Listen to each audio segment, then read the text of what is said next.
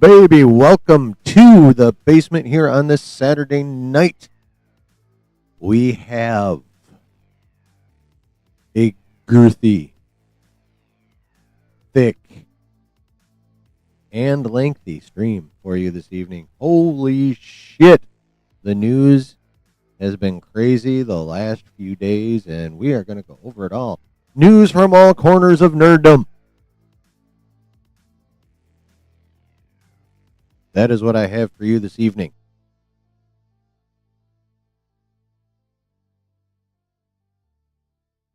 All over nerddom. I hope you brought some fucking snacks.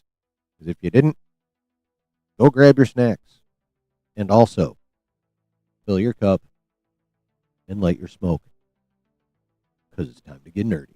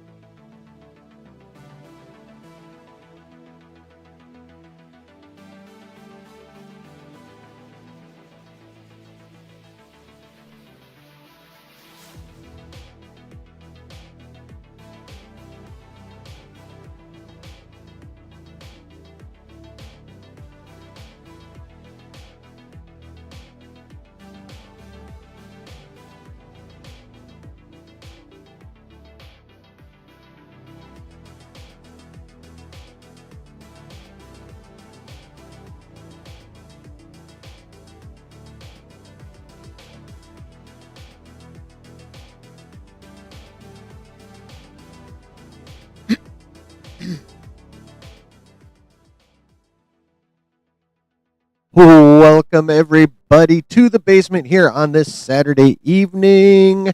How we all doing? What's up?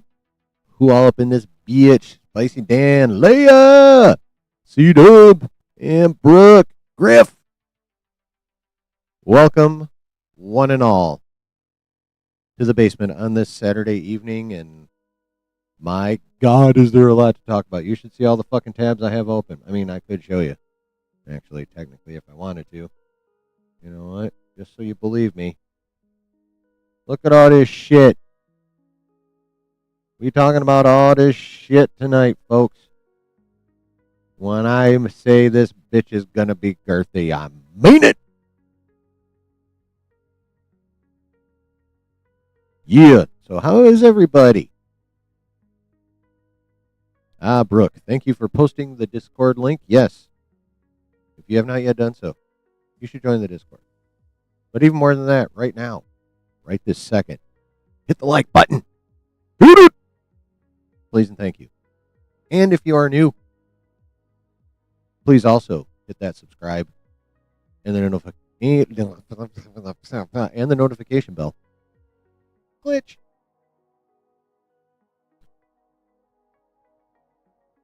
Because that would be really dope. And then, you know, maybe YouTube would push me more, and that'd be really dope, too. So what's up? What's happening? What's up?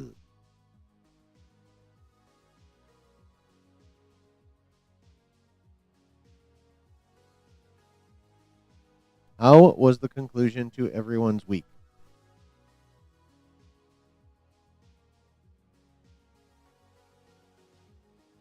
Mine was there. That's about it. Nothing super remarkable, which is both cool and also a bummer. I mean, it's cool because it wasn't remarkable in any negative way, but, you know, kind of a bummer because it also wasn't remarkable in any real positive way either.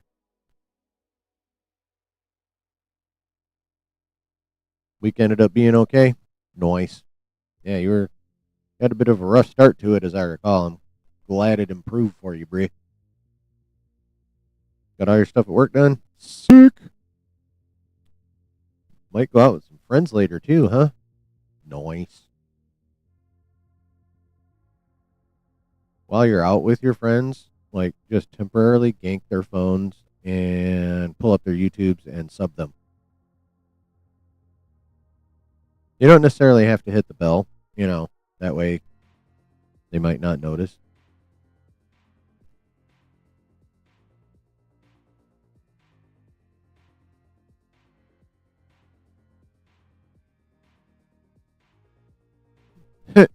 Can't believe Discord's fucking with you. That's so weird. That's so weird. I wish YouTube would hurry the fuck up and fix these goddamn ats. Just hanging out with one friend. I mean, that's cool though. I mean, fine if it's still just fucking take his phone, sub him, and give it back to him. Yep.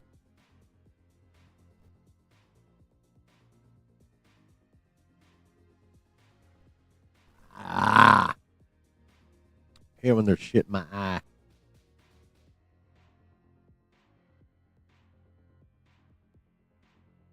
I hate it when there's something in my eye.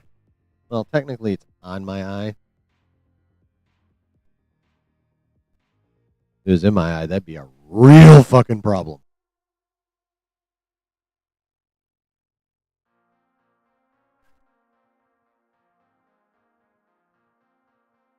Oh, I'm doing a hike.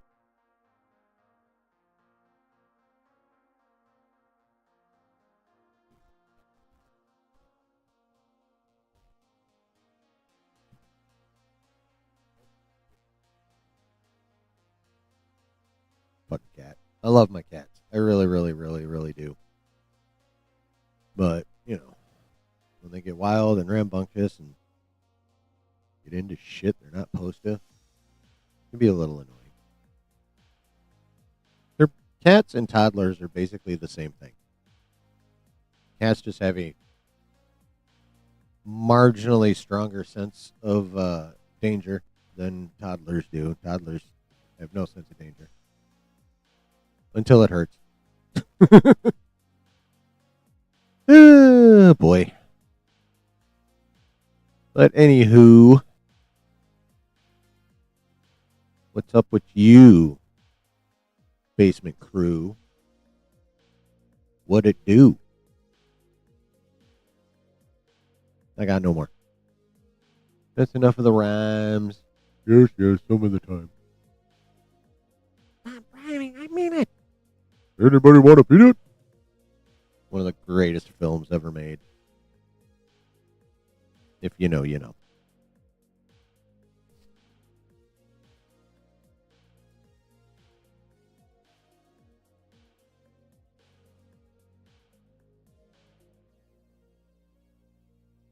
That's weird. Okay, it's less weird now. But it back end stuff. Struggling in these placement matches and rivals.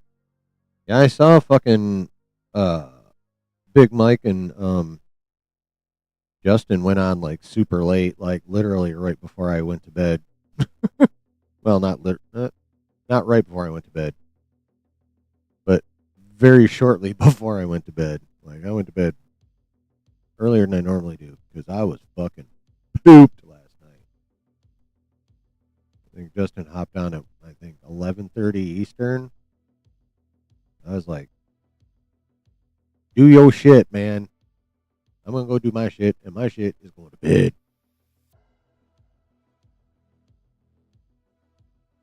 Hoping to see the Running Man. I think it looks cool. It's kind of getting shit on by a lot of people, but I think it looks cool. It looks fun. It looks like a popcorn movie, and I don't know why people are evaluating it like it's a fucking Oscar film or some shit, or is trying to be an Oscar film because it's not. It's trying to be a popcorn movie. Speaking of movies, I went and saw Predator Badlands today. That movie was actually pretty cool. I thought they were enzelling us with that little critter, but then it tied in, and I was like, oh, that's actually kind of cool. You watched a Joe Dirt yesterday? Oh Jesus. Yeah, fucking David Spade without Chris Farley didn't go that well. Like real talk.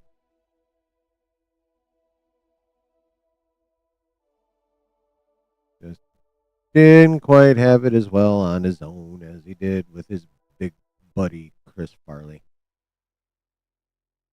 Yeah, Badlands was dope. I enjoyed it a lot. And I said this on the TwitX, and I said this in the Tower Discord. Anyone who thinks Predator Badlands is a girl boss movie is an unserious snowflake looking to be offended.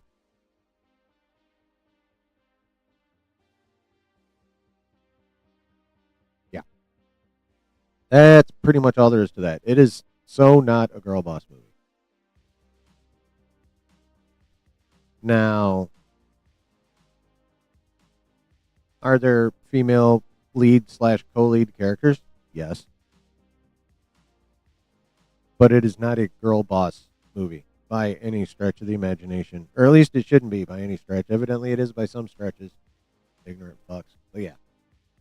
Badlands, not a girl boss movie at all. And since we know this channel is also a bit of a gooner zone, Elle Fanning's got some cakes, bro.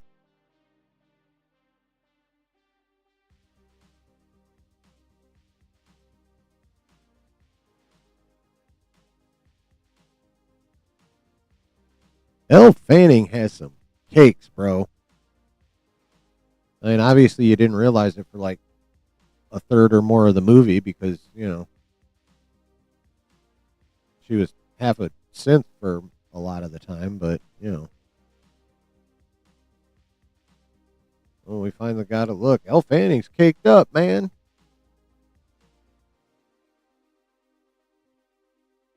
Yeah. Like she is right up there with Hera from Ahsoka,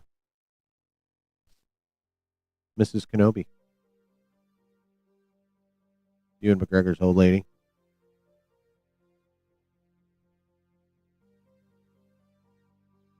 Yep, that's right. In real life, Hera Syndulla is getting them cheeks clapped by Obi-Wan Kenobi. Chris just went through a similar situation with Discord. What the fuck? Yeah, Elle Fanning did a good job with the two roles. I thought. I will say this. I know it was meant to, but like seriously, I kind of wanted her to shut up. I mean, I know that was the character, but it's like take a little bit of a break, would you? Yeah, that was a pretty dope movie. I enjoyed it. Like I said, just a little bit. I wish she'd have talked just a slightly bit less. And I'm glad they turned the cute little roly critter into like an actual part of the story and not just like an Anzelin.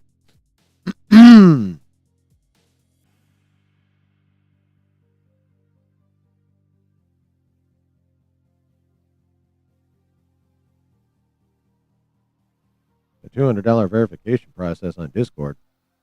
That's bullshit.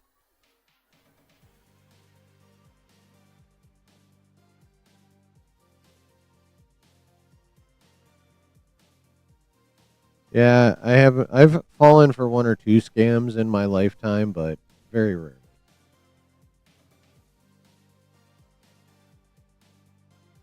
But I have gotten. I will say that. I got gotted. I didn't get got eat because if that's the case, I'd be dead. Probably, courtesy of Frankie the Bull Gravano.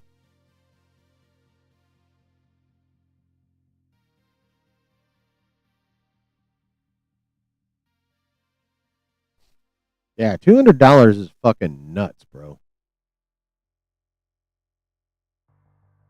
Like, if it legit cost me $200 to get my Discord back, I'd be like, Discord's closed.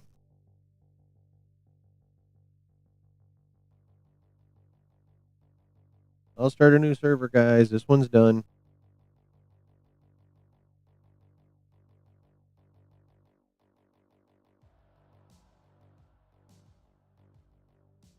All right, one Discord server not worth $200 to this guy.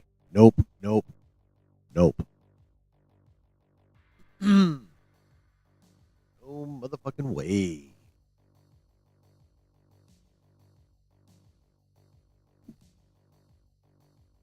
All right.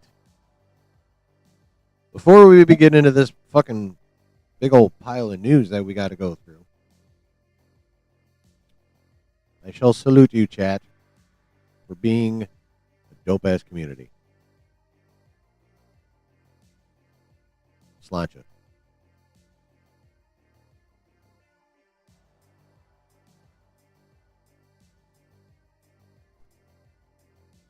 Icarus. Something like that, yeah. What's going on, man? Almost Thanksgiving. Yeah, it is. To be honest, this community is one of several things I'm thankful for. Aw, thanks, Brooke. I'm thankful for you too, like legit. I'm thankful for all of you. Like, real talk, I am. This is like a really cool thing for me to turn on the computer and fire up a stream and like have like see y'all in the chat like every fucking stream. It's insane. It's humbling, and also I fucking love it. Gamers are starting to implement AI to do the work for them. It's part of the reason why it's gotten worse and harder to detect recently. Yeah. AI is just like any other tool. You can use it to construct or you can use it to destroy. Like take a hammer. Use a hammer to build shit. Or you can use it to cave in someone's fucking skull. It's just the way it is. Singapore had a new law where anyone caught scamming will be caned publicly. I think public punishment needs to come back, honestly. Like, seriously, put like a wooden post up in like the center of like a park or something and back to public lashings.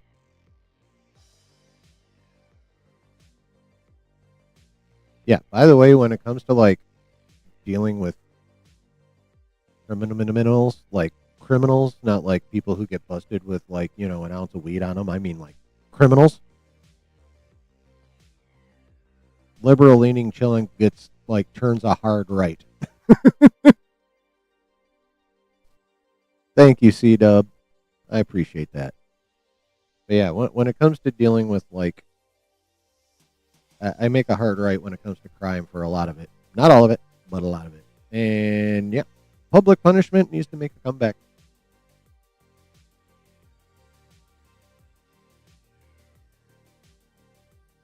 Public lashings, public hangings,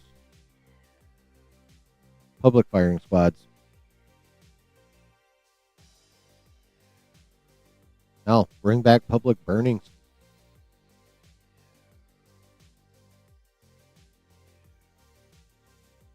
Yeah.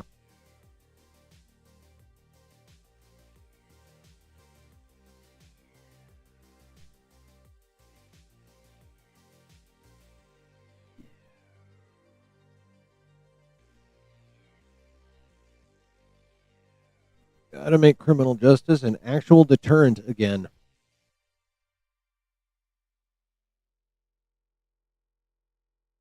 Yep.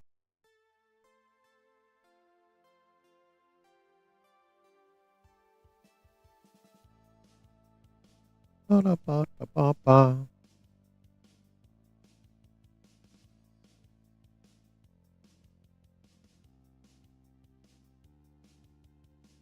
I don't know about plummet, but they would begin to reduce.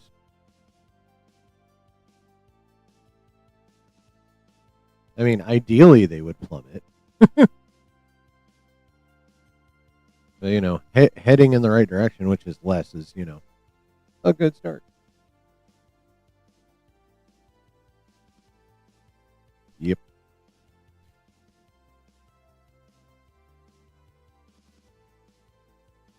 Yeah. That is true. That is true. Most of it in the Eastern Hemisphere. Yep. Pretty much all of it in the Eastern Hemisphere. Yeah, I believe. Yep. Aye. Let's get into this shiz chat, and we are going to begin with a excuse me, a nerdy franchise we almost never talk about, but I happen to really, really, really enjoy. So, chat, other than myself, who here likes them some Star Trek?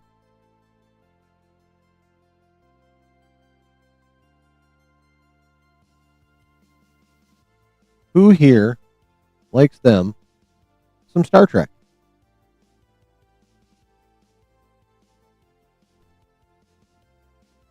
Because there is Star Trek news. Exactly, Icarus.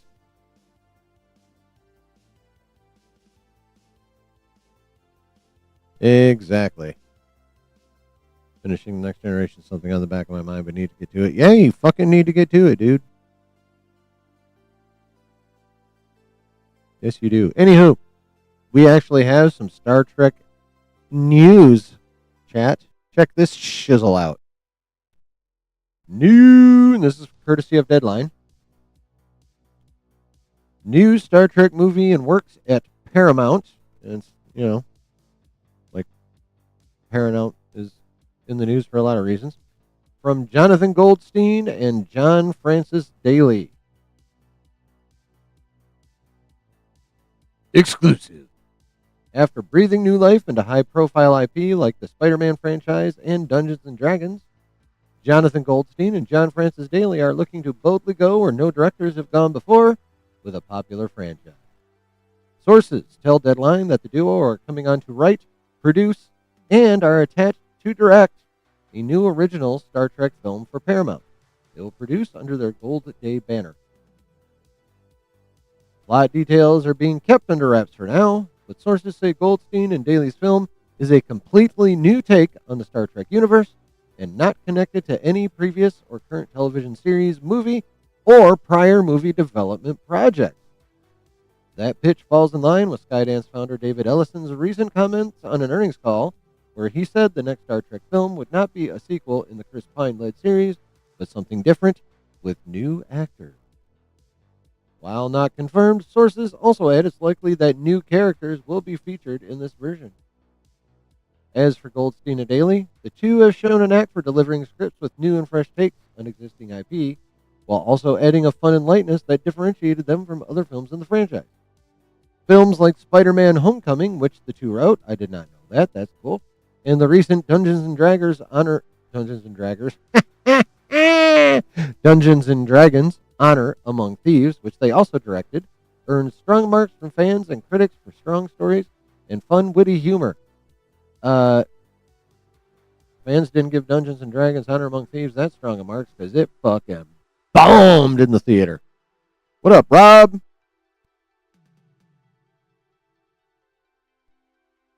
Hope they don't screw it up. Yeah, I think we can all agree with that.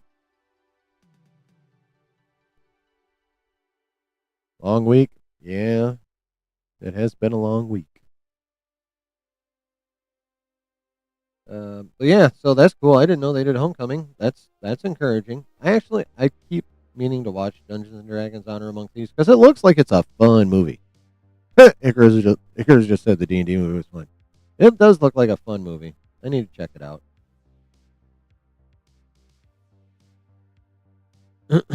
Goldstein and Daly also have strong ties to both Paramount and Skydance on recent projects. Dungeons & Dragons was one of Paramount's best-scored films from 2023, with a 91% from critics and 92% from audience members. Yeah, 92% from the few audience members that actually went to go see that motherfucker. As for Skydance, the pair recently wrote, produced, and directed the original Cold War action comedy Mayday, starring Ryan Reynolds. Sources say it tested through the roof in early screenings for Skydance and Apple, with plans to release it next year. Both I don't care who the fuck reps it. Okay. Well, chat. We are getting a new Star Trek movie. Honor Amongst Thieves is hella fun. Nice.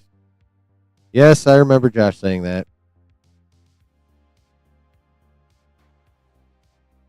I do remember Josh saying that. That was pretty funny. He was kind of on like a bad streak with that and fucking Rebel Moon and shit. And now he's kind of on another bad streak. If you know, you know.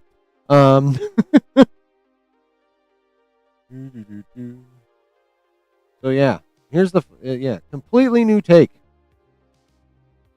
Not connected to any previous or current television series. No previous or current movie, and no prior movie development project. And again, Ellison has said on a earnings call, not going to be a sequel in the Chris Pine-led series, but something different with new actors.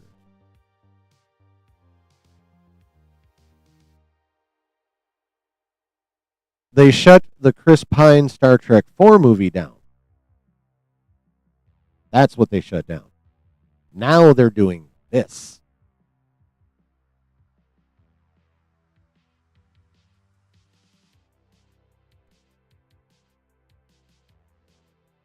Yeah.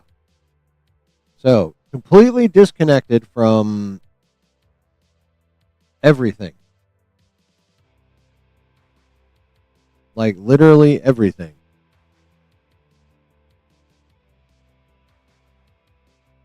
Not one more time, not connected to any previous or current television series. Which means if it's currently active on Paramount Plus, which is the only place you can watch Star Trek, new Star Trek anymore. Nothing current on Paramount Plus. Nothing that Paramount Plus has canceled / discontinued. Not the original series, not TNG, not Voyager, not Deep Space Nine. None of the movies. No movie that was even in development. Nothing.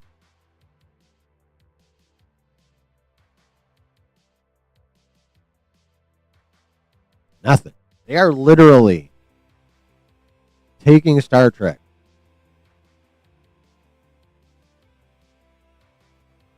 Now, I don't know if starting from scratch is the appropriate phrase, because they're not talking about like everything prior up until now is like, it just says it's not connected. I don't think they're taking everything Trek up until now and like making it legends like fucking Kathy did. This is just going to be something.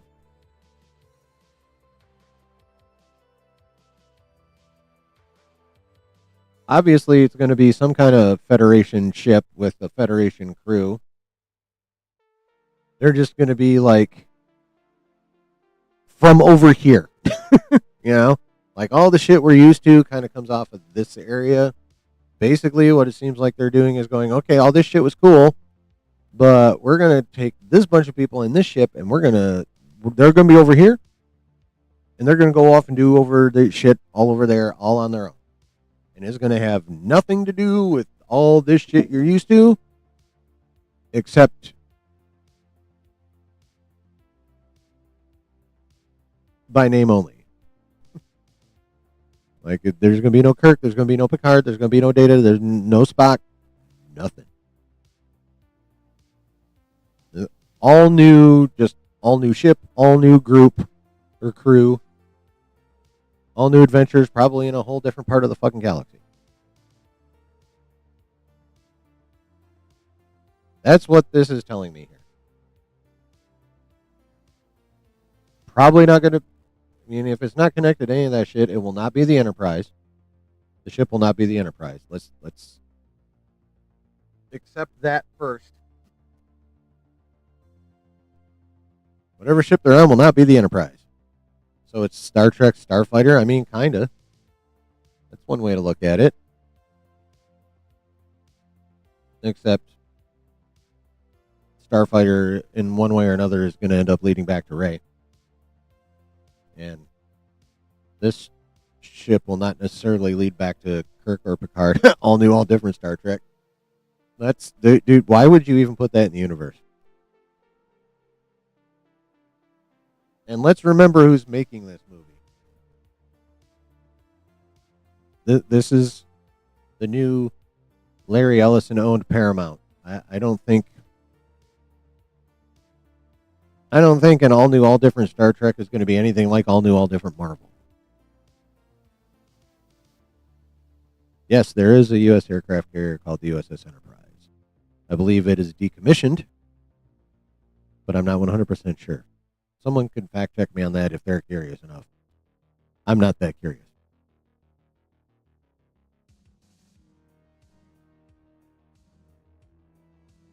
But yeah. I mean, I am very intrigued to see what they do. I like the fact that the people doing it did Homecoming. Homecoming was a damn fine movie.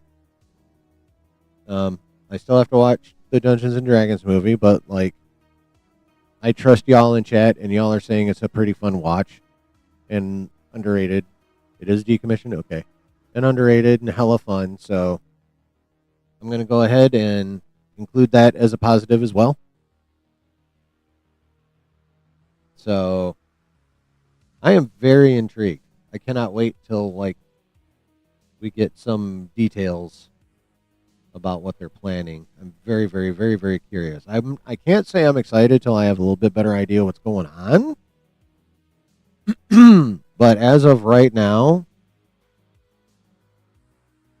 I can say I'm seated.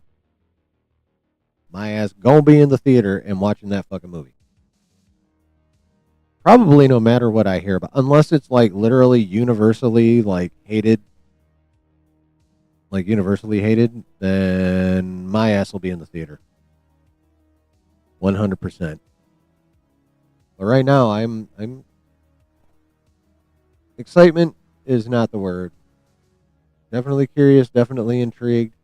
I'm in a state of anticipation. We're being honest, they've already tried an all new, all different Star Trek and it hasn't worked out.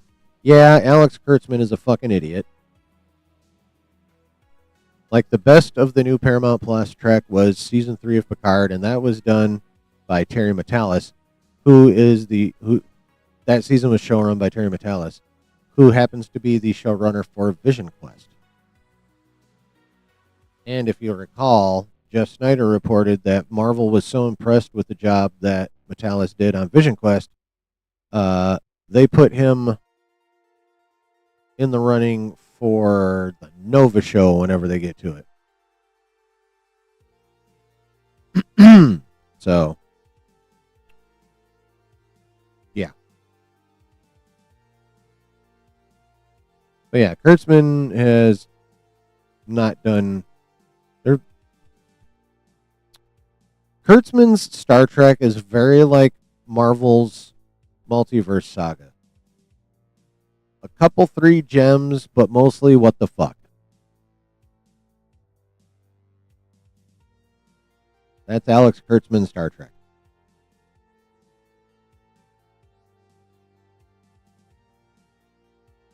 So,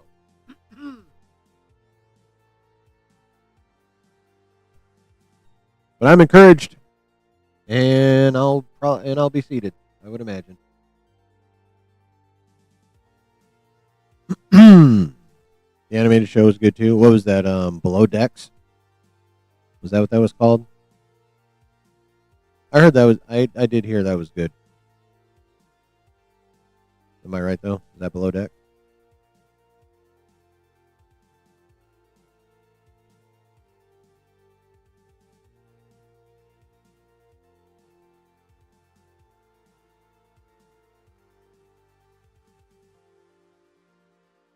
3D animated.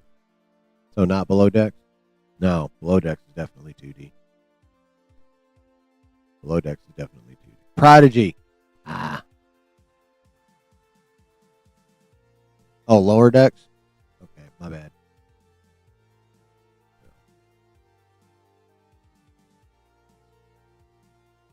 I heard Lower Decks was funny. But yeah, I did hear Prodigy was really good. Now that you bring it up, I did hear Prodigy was actually pretty good.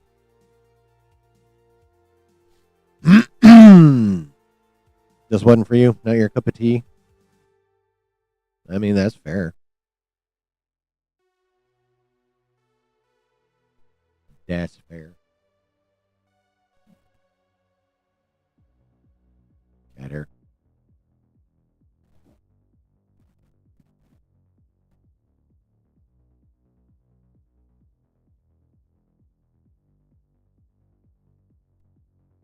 Excellent. The cats are settled in and not causing trouble. They're at their cutest because they're unconscious. All right. Speaking of Paramount, we have movement on the sale of Warner Brothers.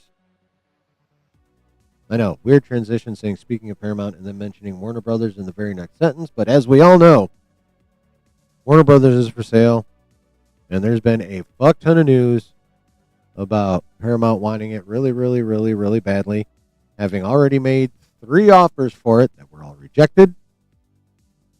That one story about someone placed very high up in Paramount Skydance saying that if Warner Brothers board next month that they're meeting in December for whatever reason decides not to sell, or at least not to sell to them, well, no, it's just if they decide not to sell after all of that, Paramount's going to be like, you know what, hostile takeover. Of course, just a little few days, or well, fairly recently, Ellison in an interview was acting like, yeah, we want it, but if we don't get it, no big deal. Okay, sure, whatever you think, bro. Anywho, but we got some big movement on this motherfucker. Check this shit out, chat. Preliminary bids for Warner Brothers Discovery due next week. Antitrust issues heat up. Ooh. All right. Preliminary bids for Warner Brothers Discovery are due November 20th, when suitors must submit first-round non-binding offers. Deadline here. That's Thursday, chat. That is Thursday. David Ellison's Paramount, which made 3 overtures before the formal sale process started, will be ready. Comcast and Netflix, both of which hired investment banks to explore a deal, are also expected to jump in. With Hollywood M&A being keenly observed from Capitol Hill, Representative Darrell Issa, Republican California. There are Republicans in California. Just kidding, I know there are. On Friday, sent a letter to regulators warning a potential Netflix-Warner Brothers combination would raise antitrust concerns and could damage consumers and industry jobs. All right, chat, I'm going to go a little tinfoil hat. And remember, I'm going to remind you of all the stories that came out a little while back about how Paramount was the favored company by our current administration. And here we have a Republican representative sending a letter to regulators warning about a potential Netflix Warner Brothers combination.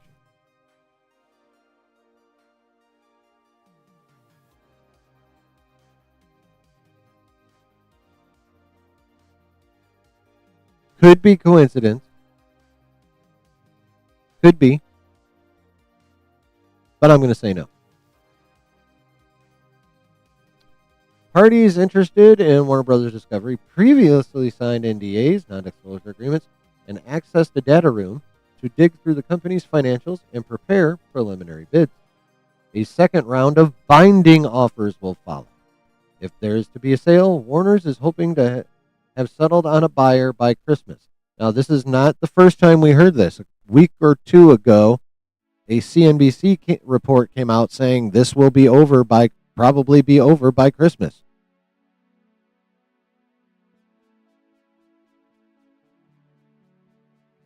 So this is the second time this is brought up. So I think it's pretty safe to say we're going to know who's buying Warner Brothers by the end of the year. You're in a game is happening. The sale, not yet, but initial non-binding offers are due no later than next Thursday.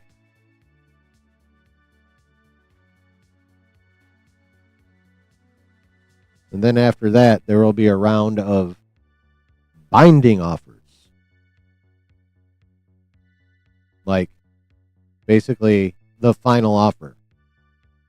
Like, whatever they offer in that second round is what they're offering. No takebacks, no adjustments. Yeah, shoot your shot and see what the fuck happens.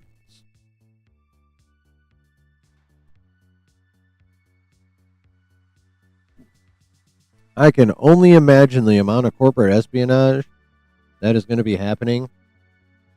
So for these motherfuckers to try and put together their bids, the amount of corporate espionage there is going to be insane. Alleged corporate espionage.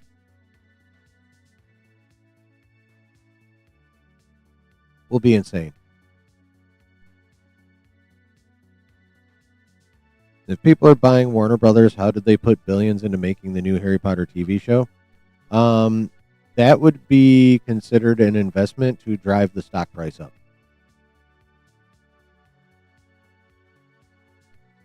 Having an active, popular IP makes shareholders happy. Because wasn't much going on with Harry Potter for a hot minute. I mean, there is the stage show. What is it? Harry Potter and the Cursed Child? Is that what that's called? That's still actually running. But like in terms of on a screen, ain't been shit. I mean, there's the Fantastic Beasts stuff, but that wasn't that popular, and it's been a minute since even that. So, yeah.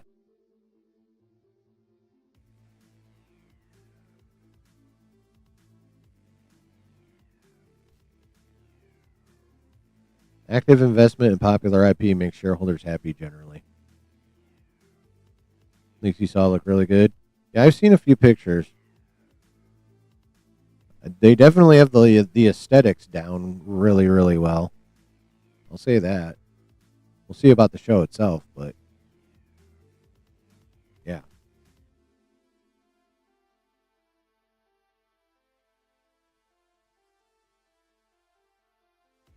Okay. Oh, there's still more. Yeah, so we're going to know by the end of the year who the winner is. Excuse me. Warner Brothers was originally pursuing a separation of its businesses that would put those assets together in a new standalone company called Warner Brothers, run by current CEO David Zaslav. Global Linear Networks would be under Discovery Global, led by Warner Brothers' current CFO Gunnar Wiedenfels. Paramount has offered to acquire the whole company. Comcast and Netflix are looking at Warner Brothers Studios in streaming. On Netflix, Representative Issa's missive to Attorney General Pam Bondi, Department of Justice Antitrust Chief Gail Slater, and Federal Trade Commission Chair Andrew Ferguson warned against allowing the dominant streaming platform in the U.S. to absorb a major competitor in HBO Max. The two streamers combined would have a more than 30% share of the market, a threshold viewed as presumptively problematic under antitrust law, he noted. Of further concern is that this consolidation would also diminish incentives to produce new content and major theatrical releases, evidenced by Netflix's own statements dismissing movie theaters as outdated, which could undermine opportunities for the full range of industry professionals both in front of and behind the camera, he said. One Wall Streeter Deadline spoke with floated the idea that Comcast and Netflix could make a joint bid, with the NBC Universal parent retaining HBO Max and the giant streamer the studios and IP. Amazon MGM has been an interesting party, but it's not clear where things stand. They are not fucking buying Warner Brothers. Let me just say that right now. Do I have inside knowledge? No.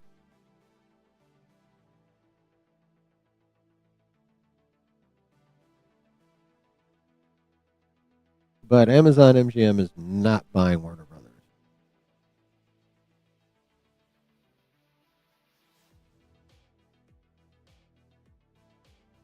The Writers Guild of America. Reps for companies involved either declined to comment or were not immediately available to comment. The Writers Guild of America condemned what it called the potentially disastrous impacts of a merger between Paramount and Warner Brothers Discovery. In a joint statement from the WGA East and WGA West last month, the guilds expressed their intention to block the merger after Paramount's second bid for Warner Brothers was rejected. Merger after merger in the media industry has harmed workers, diminished competition and free speech, and wasted hundreds of billions of dollars better invested in organic growth. Combining Warner Brothers with Paramount or another major studio or streamer would be a disaster for writers, for consumers, and for competition. The statement read. The WGAW and WGAE will work with regulators to block the merger. Well, we talked about this when this news first came up, but let me TLDR what I said back then. They have no fucking shot at blocking a goddamn thing.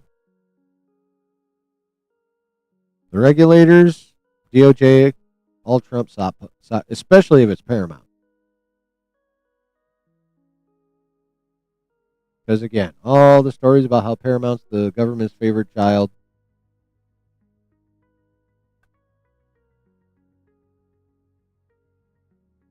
All the regulators are Trump hand puppets. The WGA will sue.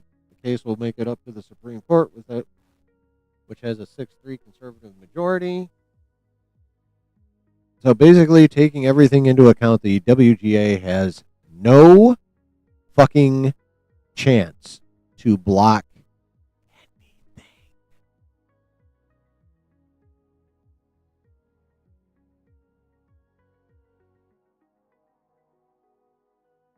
And we've already got another probable hand puppet trying to get in Netflix's way.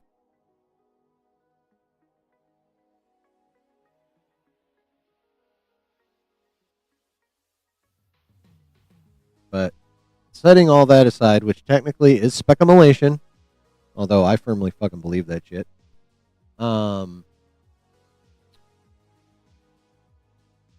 This shit moving, y'all. First formal bids that are non-binding are due Thursday. Then after all the initial offers are out, these companies get to go put together a second bid that will be binding. So you get a feeler bid, and then you make your actual bid. And then the board of Warner Brothers will decide in their meeting in December, and we will know by Christmas who wins Warner Brothers and how much of it they're getting. Because remember, Paramount's the only one that wants the whole kit and caboodle. Everyone else just wants the studio and the streaming.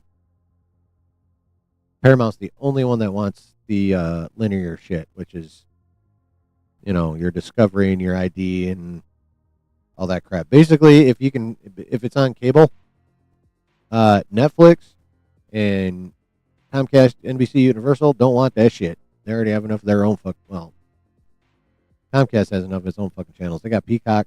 They're good. They want the movie studio and they want the IP on HBO Max.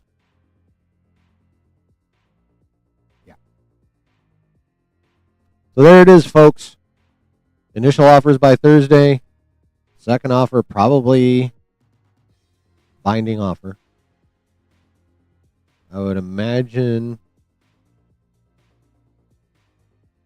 probably second week of December at the latest. Then the board meets and they announce whose money they want to take, and then after that, it has to work its way through the government. Yep. What do you guys think? The time for speculation is almost over.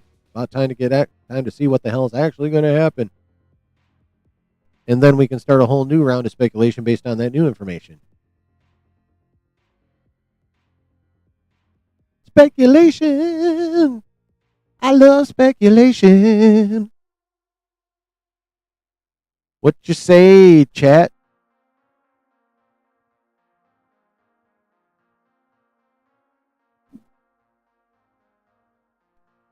What you say?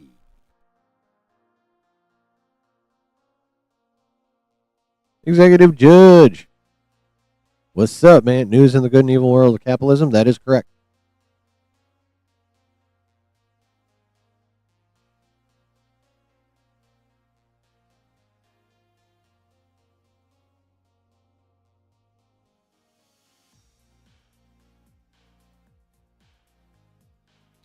That is what it is. How you doing, man? Good to see you.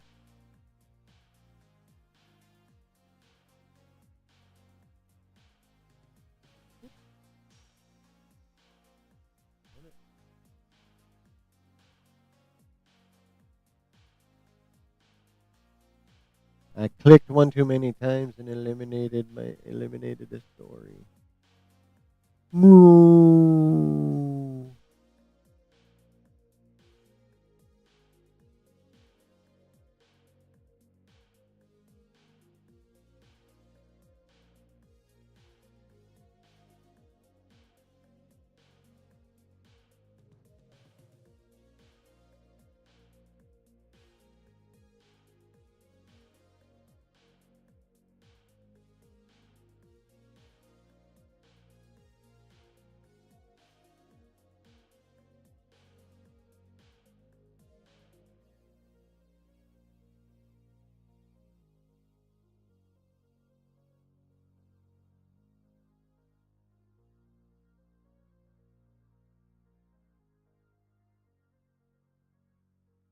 Still going through some time-consuming task for a bug bag award next month.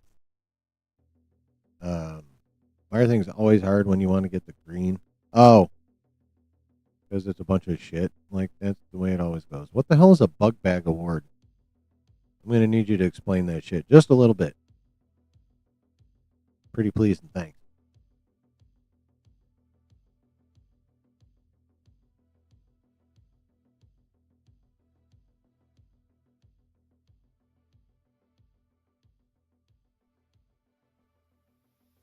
Oh, Big Bad Award. Okay.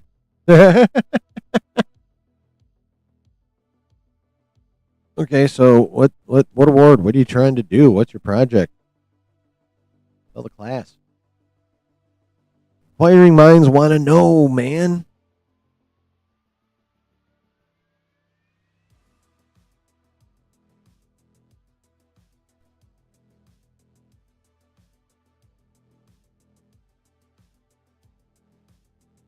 Inquiring minds want to know. I want to know.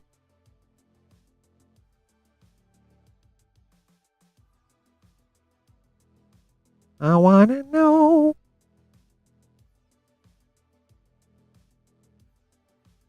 Social media evaluating gig. Yeah, that sounds very time consuming.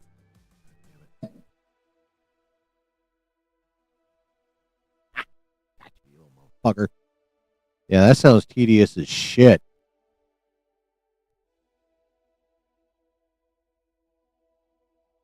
Brennan, what's crack-a-lackin'? Picard Season 3 is to what Star Trek fans wanted, as is to what Star Wars fans deserved / expected from Kenobi Season 1. Yeah. Yep, I agree with that 100%.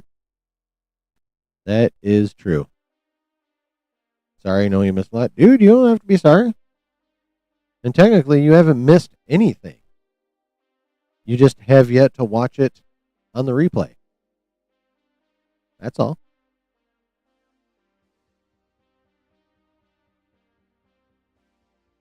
Not as easy as you thought it'd be. That's a bummer. I don't know what else Metalis has done to this point. I feel like I'm trying to remember. I know I looked him up to see what else he's done. And I feel like he's done already some other cool shit too. You're on your laptop for 3 hours just to put that in for TikTok. You still have Instagram and Facebook left to go before you got to do the next task. Jesus Christ. I don't envy you in the slightest. And if you can plow through that like that, you are either you're not ADD or you have much better meds than I do. Because I can't. I literally can't do that. If I consider it like drudgery and I have no real interest in it, for fucking get it. I could not do that job. Like it's literally my wiring. Well, technically it's the chemicals, but yeah.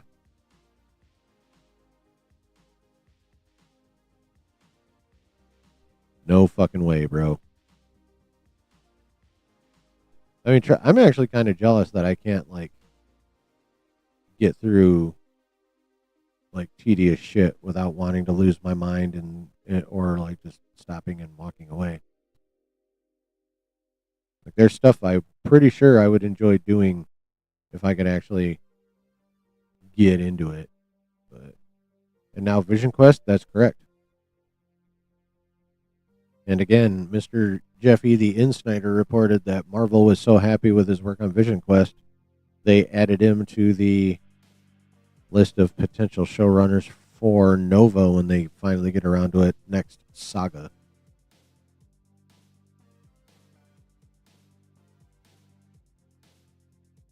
Yeah.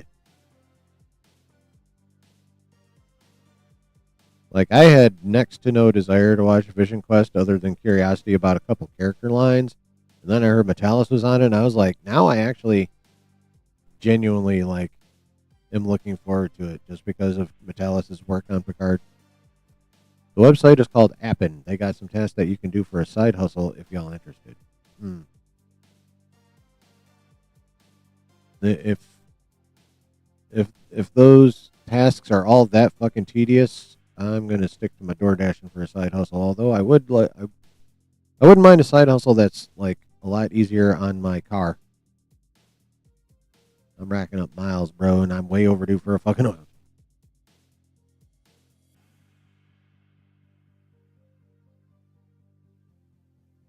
Yeah, if all that shit's tedious, I'm out of luck.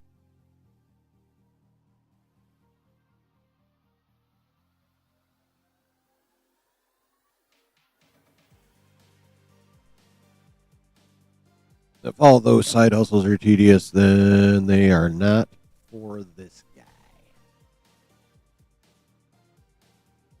All right. Are we ready to move on to our next story?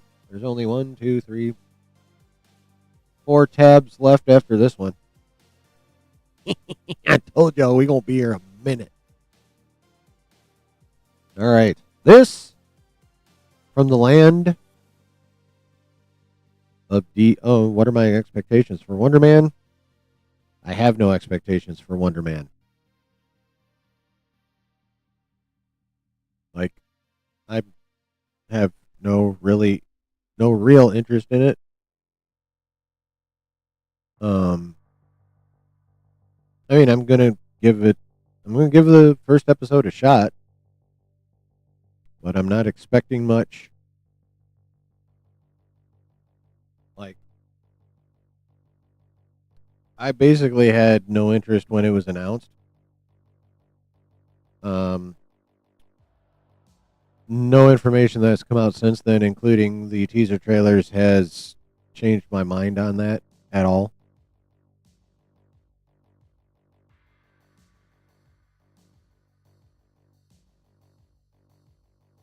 think that's exactly what I'm doing, Executive Judge. I'm going to give it a shot. I'm going to give every project a shot. DC, Marvel, Star Wars. I'm going to give them all a shot. But I'm at the point where, like, if the first episode is kind of lame, I'm, like, done. Anyone going to watch Wonder Man? There's going to the usual glazers. Probably. You know, the Marvel toxic positives who, if it's got that, if it's got that logo on it, they're happy. Just like the Star Wars ones. So they're going to watch it. I'm going to watch at least one episode.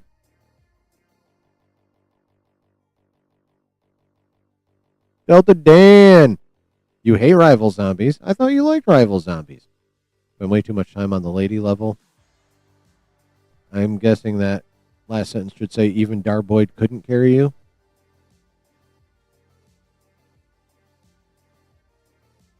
Apparently Wonder Man's going to be a binge drop. Yeah. They should have left it this month and left 2026 untainted, but they had to go and fucking push it to January. Some people on the inside have said Wonder Man is actually pretty good. I mean, that's cool. But Marvel's been wrong before. Remember the reports where, like, people inside Marvel were shitting themselves that Quantumania was received that badly? They thought it was going to be a hit. So we'll see. Not saying it won't be. It actually could end up pretty good. It's not like Marvel hasn't surprised us with some shit before. Like Agatha. That turned out to be really, really good.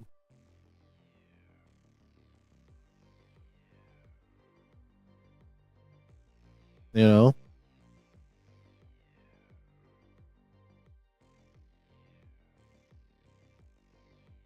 It happens. Agatha was surprisingly good. Uh, Skeleton Crew was much more fun than I thought it was going to be. You know, they're our IPs, even though they're kind of in the shitter to a certain extent or another, are still capable of surprising us with some shit. So Wonder Man could be, hopefully, will be one of those surprises. Destin's working on the show too. Well, I mean that means the action scenes at least are probably going to be good. I don't know, it's just like a random ass story. It's like, here you go.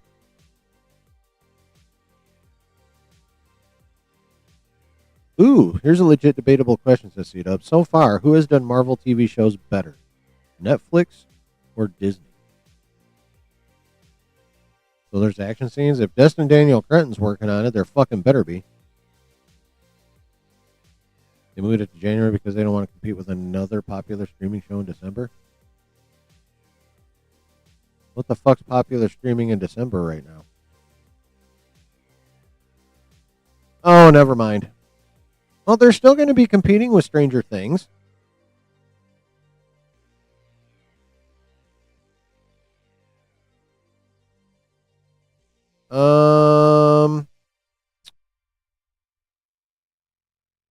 Overall, full catalog versus full catalog. No, I haven't. Netflix is our overall better.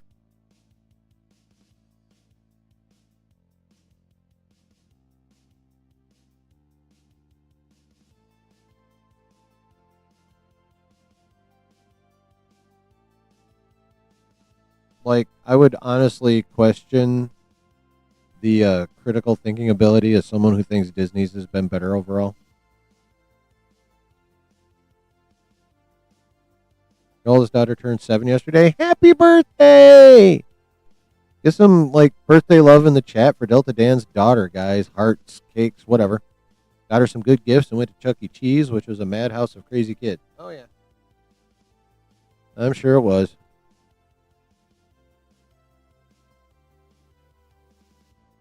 The final season's episodes air in December over the course of weeks.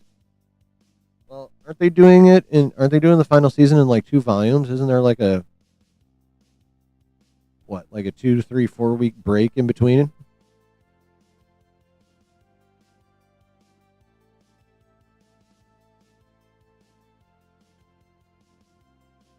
If I recall correctly, that is the case. If I recall correctly. More of a Monkey Joe's person yourself? That must be a regional thing because I have never heard of Monkey Joe's until I just read it right now.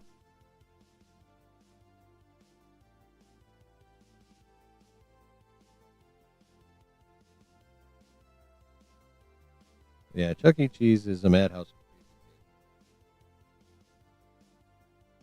Crazy, not that great smelling kids.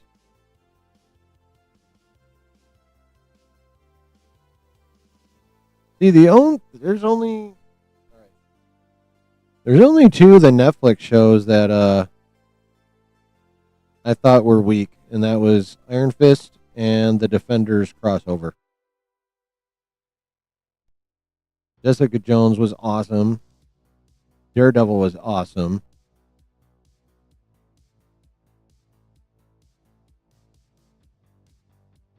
Uh, I really enjoyed Luke Cage, although people's mileage varied for the most part on that. Best Disney Plus, WandaVision, Agatha, Loki. Yeah. Best Netflix, Daredevil, Jessica Jones. Probably. Best overall, Agents of S.H.I.E.L.D. My man. Hell yeah, Agents of S.H.I.E.L.D. And not just because Chloe Bennett is hot as fuck. I mean, it doesn't hurt, but that's not the only reason. And Clark Gregg is just awesome. I love that. Olsen is awesome.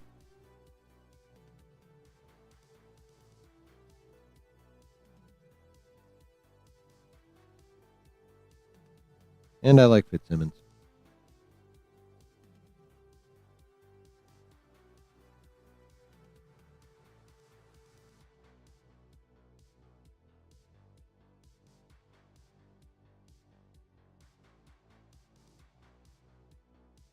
Disney Plus Marvel shows should have crushed the Netflix, especially with the MCU writers, actors, characters, etc. Yes, they should have, but they fucked up in one major way for like a long time, and it was a mistake Netflix didn't make. Marvel at that time was not making TV shows like the way TV shows are made. They didn't have showrunners. They didn't have show bibles.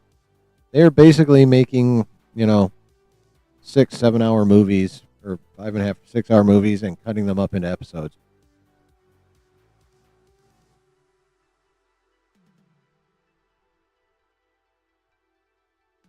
Oh, yeah, Jessica Jones and Daredevil were definitely the top tier of all the Netflix Marvel shows. I think Luke Cage is overhated / underrated, but that's just me. Disney Plus showed so much promise back then. Oh, how far we've fallen. Yeah. Yeah. Well, hopefully, I mean, they've kind of started at the turnaround in animation. Like your friendly neighborhood Spider-Man is pretty damn good. Oh yeah, Punisher season 1 as well. I like season 2. I mean, it definitely wasn't as good as season 1, but I like season 2. Fucking Punisher. I can't believe I forgot Punisher. I still say the worst ones is Iron Fist and the Defenders crossover.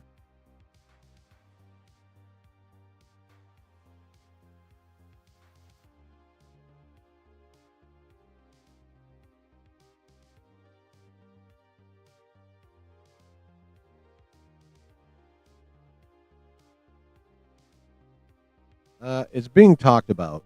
It has. I don't think it's been greenlit yet. Maybe I'm wrong on that though.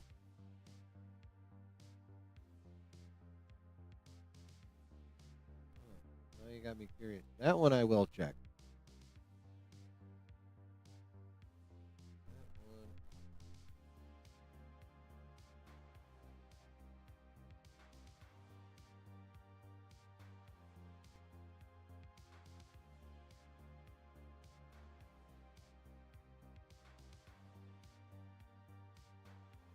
No, not officially greenlit.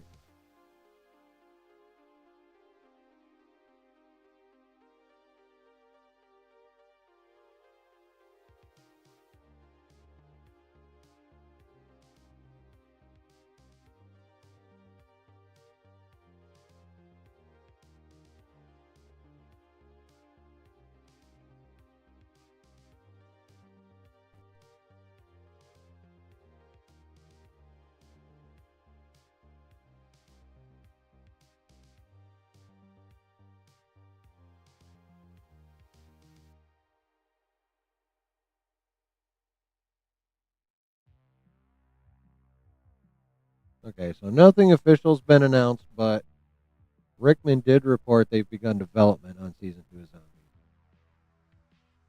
That's what it is.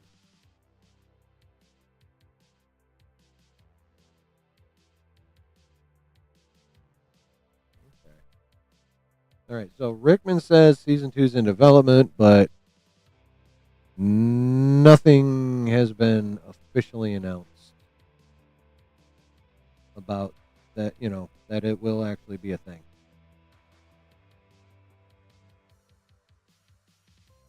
Yeah.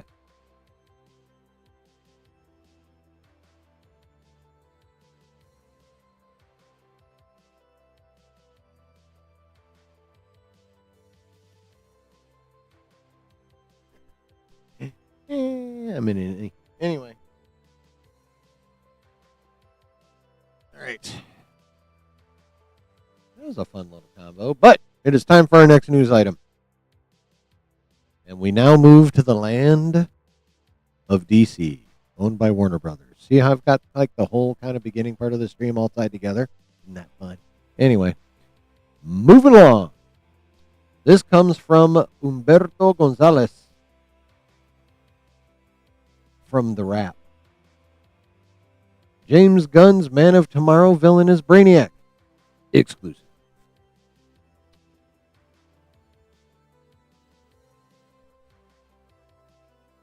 Superman and Lex Luthor will team up against uber villain Braniac in Man of Tomorrow, The Wrap has exclusively learned.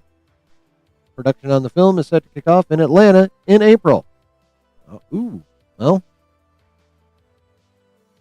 spring leaks for Man of Tomorrow, chat. Whoop, whoop. Since the announcement of Man of Tomorrow, fans have expected that Brainiac would be the film's eventual foe. There are multiple indicators that point to this, chief among them the fact that the movie follows a temporary alliance between Superman and Lex Luthor. With a rivalry as deep as theirs, and a hatred as all-consuming as Luthor's, it would take something significant to get the duo to bury the hatchet and work together, even temporarily.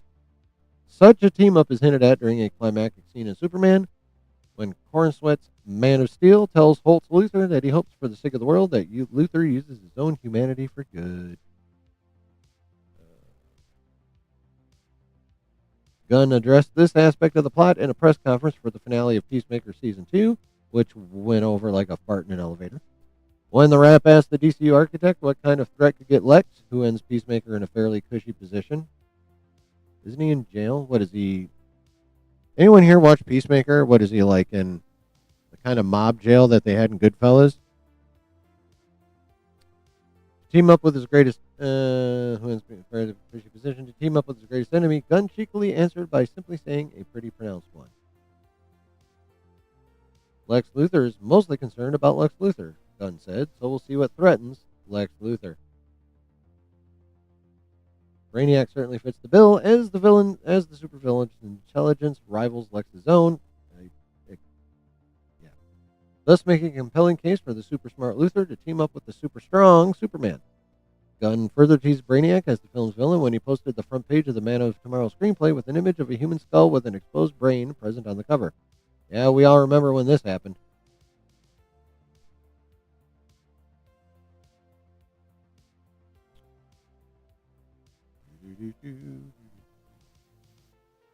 Audience, blah, blah, blah, blah, blah. Okay, this is... Alright. You know what that all is? All this shit that I'm scrolling by is... filler.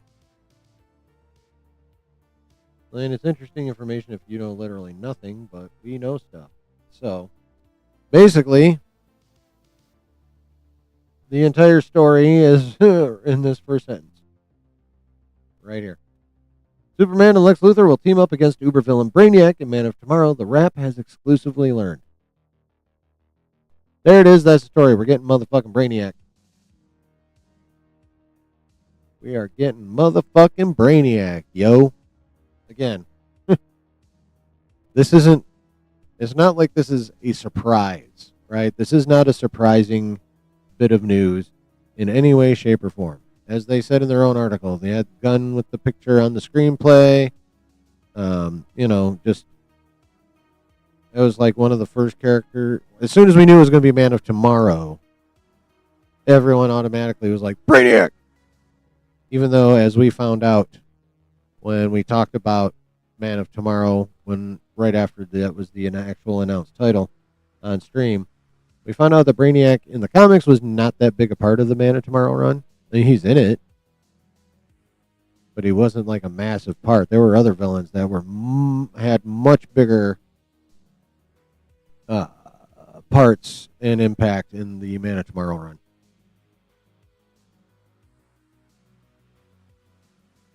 There were multiple villains that caused Superman and Lex to have to team up multiple times in that run. And Brainiac, when he showed up, wasn't even like acting like a hardcore villain, as I recall. But at least not much. But that's okay. It's not like, again, comic book movies are never one to ones from the comic that they adapt. So, isn't Brainiac connected to Supergirl? Also, yes, but I'm pretty sure he started off as a Superman villain. Yeah, he's connected to Supergirl because he has a Kryptonian city shrunken and stored in a bottle.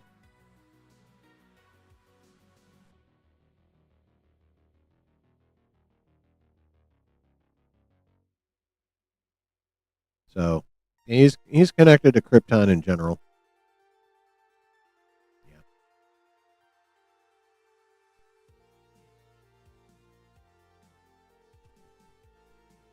Yeah, he's connected to Krypton in general.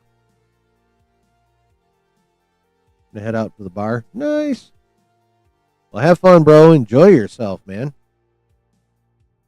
And don't forget to make your friend sub.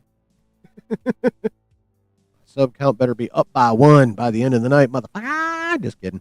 Have fun, brother. Yes, and definitely stay safe. Uber's a thing. That's all I got to say. No, you don't tell your friend to sub. You make him sub. Offer to buy him shots or something.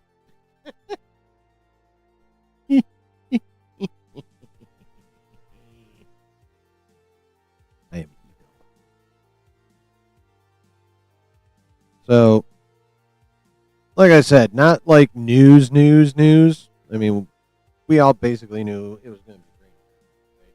We all basically knew that. But now it's as official as it can be without James Gunn poking his silly ass out on social media confirming it.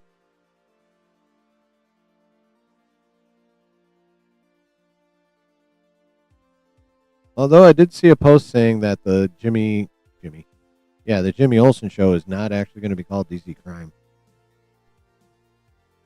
And I thought about looking up, see who originally came up with that report.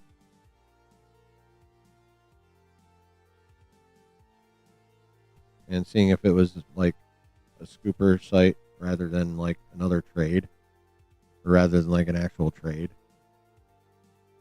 I have a feeling it's probably not a trade if Gunn's like, no, that ain't it, fam. But then again, it wouldn't surprise me if it was. He doesn't give a fuck.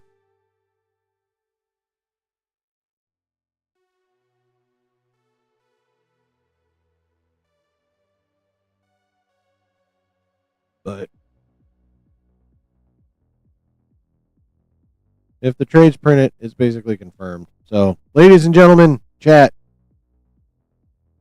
is going to be Superman and Lex v. Braniac versus, because that's a 2-syllable word.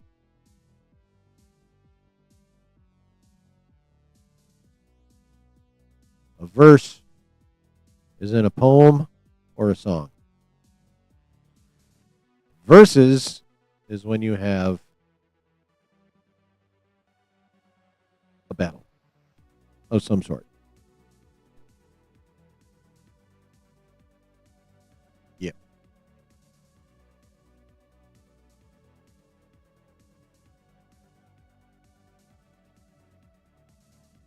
How do you feel about it officially being Braniac? I know, not news, but still news-ish.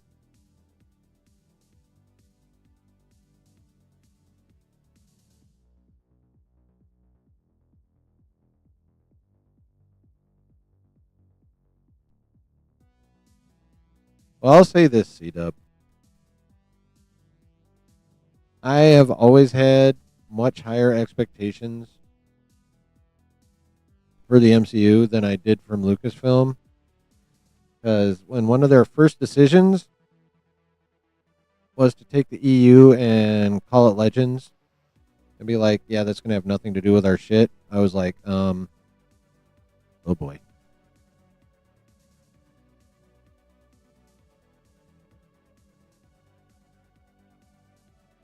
It's like, well, hopefully, it's early on. They're bound to make a mistake here and there. They'll learn. They didn't learn.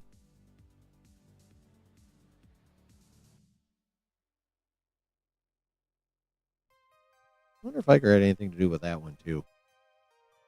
It doesn't seem like one he would do. Actually, no, it does. Now that I think about it, it really, really does.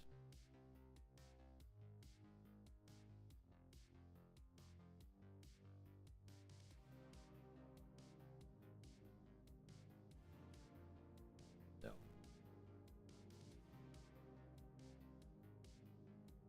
So, that's it for that. You get Braniac. Woo! There was some... Shit, I forgot about that part of it.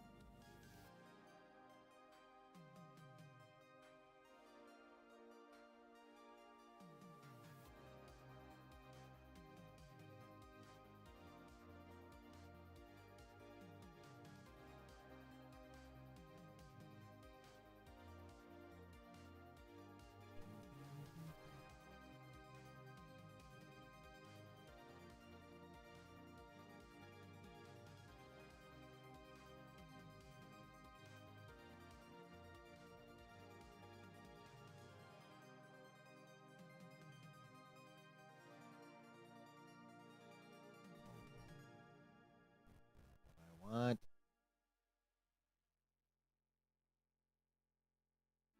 Find that shit. I had forgotten about that damn casting stuff for Braniac until just now.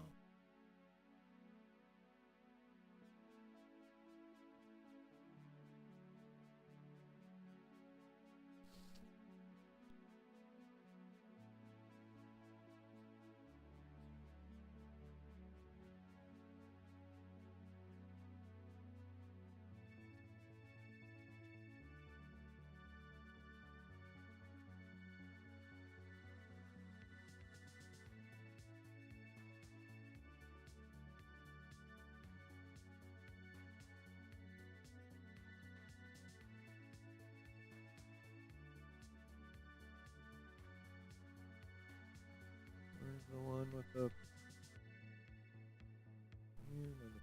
Okay, there it is. So Grace Randolph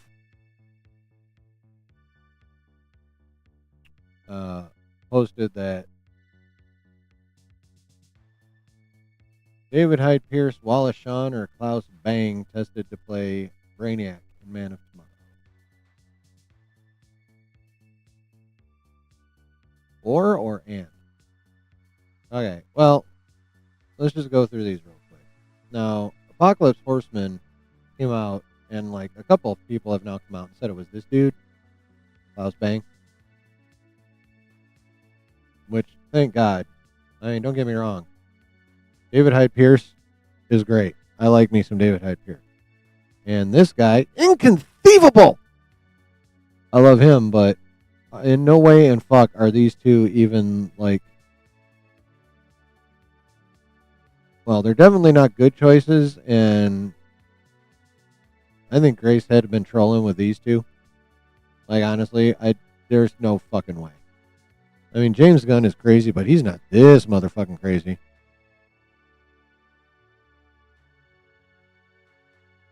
But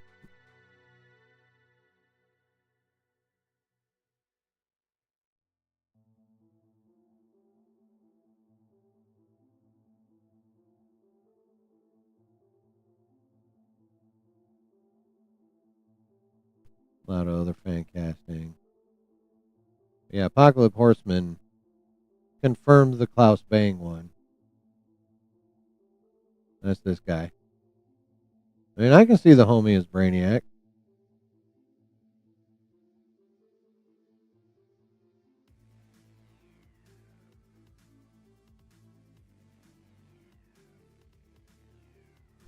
And some people are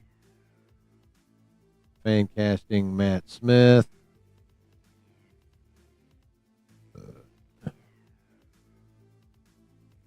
Some people are fan casting Michael C. Hall. They want Dexter to be Braniac.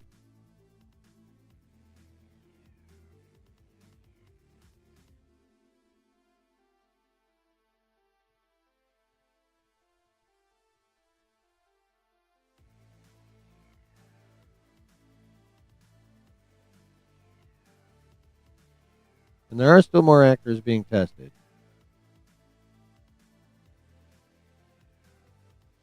Some people want Jacob Elordi. I mean, him looking like Frankenstein's monster is kind of a decent audition.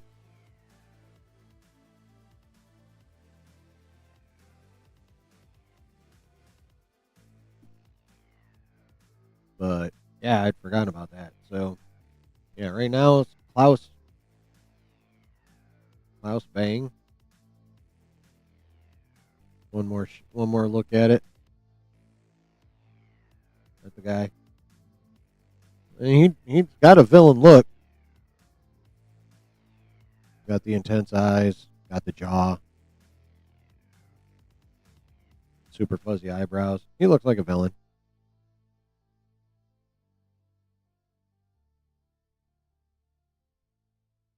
Oh, I know his character from Frasier. Oh, I know Niles. I love him. I love Niles. I just don't think. I just can't. I just no. I don't. I, I don't see David Hyde Pierce as Braniac. Like Braniac isn't just smart, which we obviously know David Hyde Pierce can play smart. Like that's not the problem. Uh, Braniac also has a physicality to him, though, that David Hyde Pierce absolutely 100% does not have.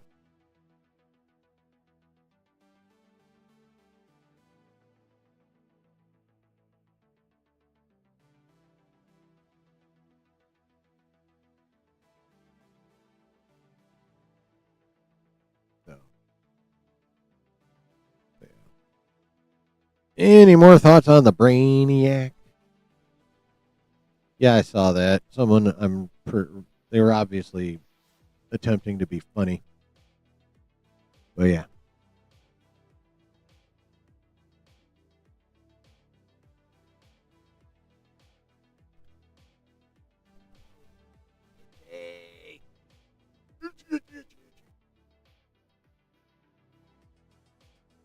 Haven't seen David Hyde Pierce's Frasier. I know he's been in stuff here and there. Nothing I've actually clapped my eyeballs onto, but he's been working. I know he's been working.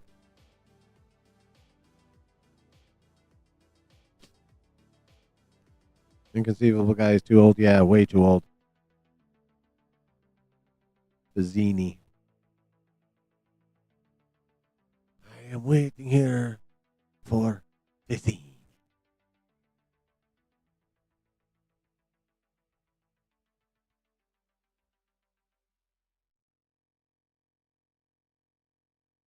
Yeah, nope. Definitely not.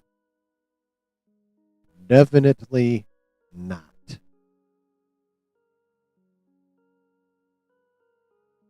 All right. Chat.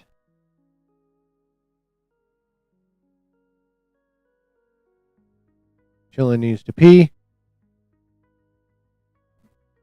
And then it's all Marvel for the rest of the stream, baby. All Marvel for the rest of the stream. So,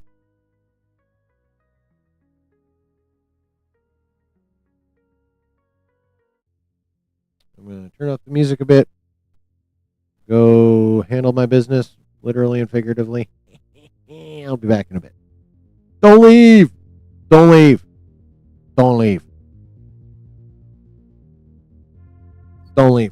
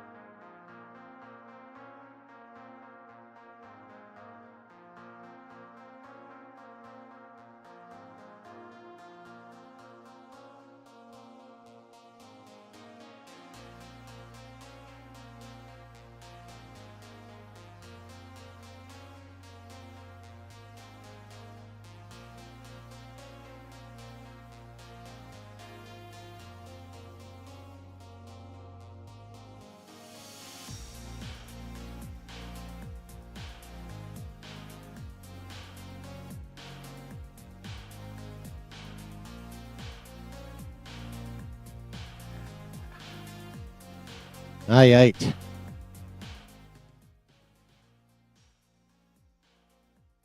Aight, chat. Are we ready for all this Marvel-y type of news? Are we ready? All right, first thing. Just finished 8 quarts of sauce and 7 quarts of chopped peppers. Only took 6 hours. Oh, is that all?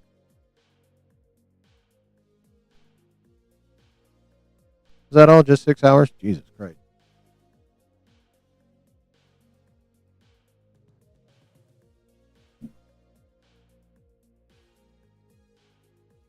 All right, chat.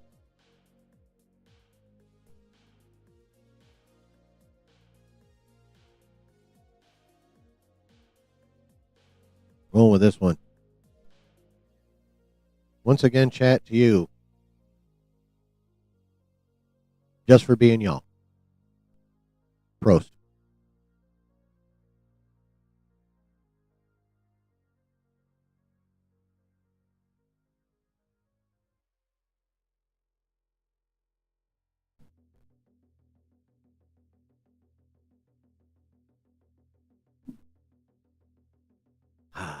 All right. First Marvelly item up, courtesy of Nexus Point News. There's pictures of Spider-Boy in the new Nolan movie. What? Crown, not my bag, baby. Well played. Well, this is a special edition crown. Oh, dummy. This bag, baby.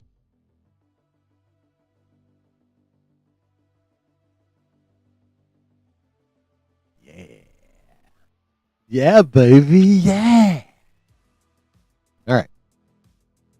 Courtesy of the Nexus Point News, Doctor Strange 3 is in early development at Marvel Studios. Courtesy of Nexus Off the Record. Okay. It has now been 3 years. Tom Holland is Telemachus. I saw that. It's now been 3 years since Doctor Strange in the Multiverse of Madness premiered, and the film's journey to the screen remains one of the more turbulent productions in the Marvel Cinematic Universe. That's for damn sure. When the sequel was first announced, original Doctor Strange director Scott Derrickson was set to return, and he did a damn good job, and Marvel promoted the film as the MCU's first true horror experience. Early reports emphasized that the story would explore darker supernatural elements with Doctor Strange, Benedict Cumberbatch, and Wanda Maximoff, beautiful Elizabeth Olsen, sharing the spotlight in what many assumed would be a bold stylistic shift for the franchise. However, in early 2020, Derrickson departed the project due to creative differences with Marvel Studios. With his exit, the film's horror-driven identity began to shift, and the project entered a period of retooling. Sam Raimi was recruited to direct, accompanied by Loki writer Michael Waldron, who was tasked with reworking the script. Production was further complicated by the onset of the COVID-19 pandemic, which delayed filming and forced significant adjustments to the schedule and creative process. Yeah, No Way Home was supposed to come out before this movie.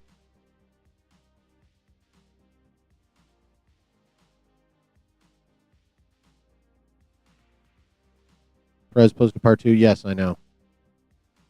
That's on the agenda as well. Yes. As Raimi and Waldron reshaped the story, many cast members found themselves learning dramatic new details on short notice.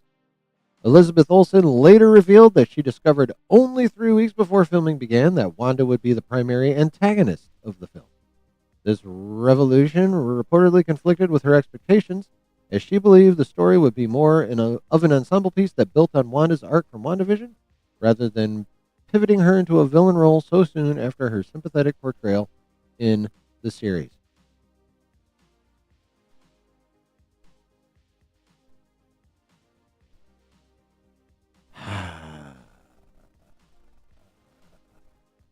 Oh, did I have it backwards? My bad.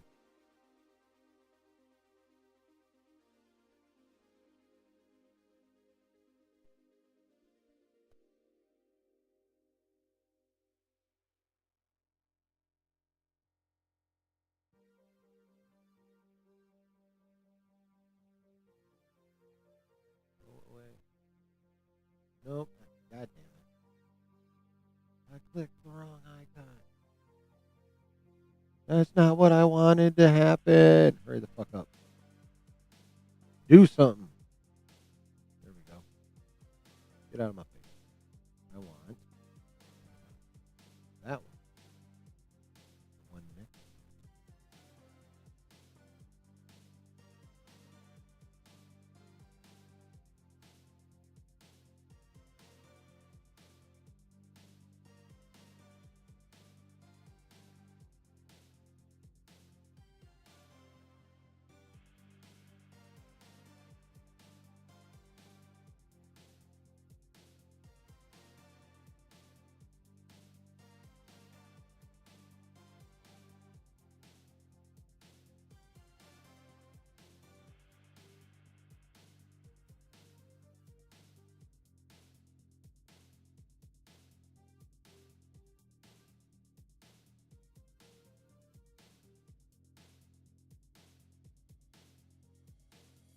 What the hell?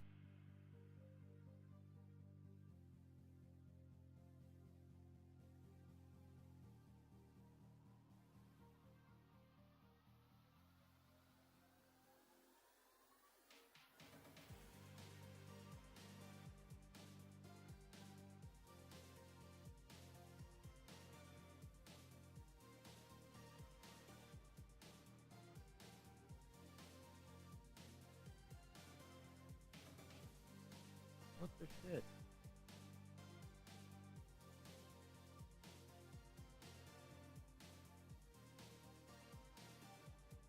Why isn't it in there? There's two are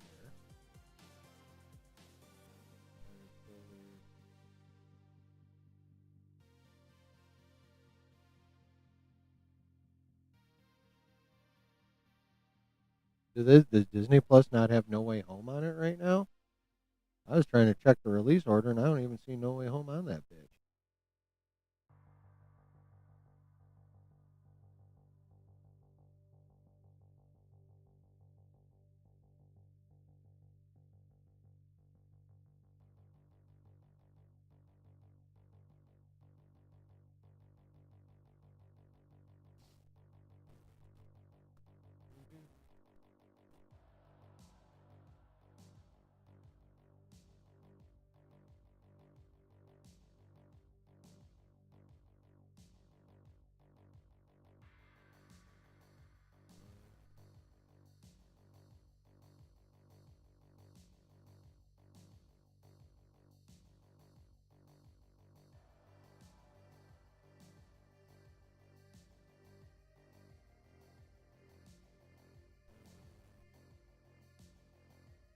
I just want to know why the fuck No Way Home isn't on Disney Plus. That's some bullshit. Some kind of contract with Stars. The fuck? I swear it's been on Disney Plus though. Like it already was at one point. I thought. Anyway. Oh yeah, that's right. The whole point. Okay, I swear to Christ, I'm gonna lose my goddamn mind the next time I hear someone complain about Waldron fucking up Wanda in Multiverse of Madness. He did build on Wanda's arc because Wanda's arc ended with her hovering. You know what? I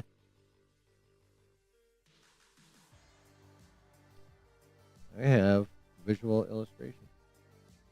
Just bear with me a moment here.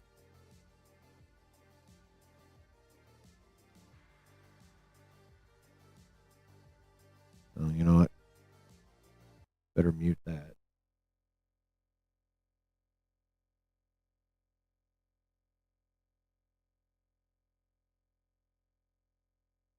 Perfect.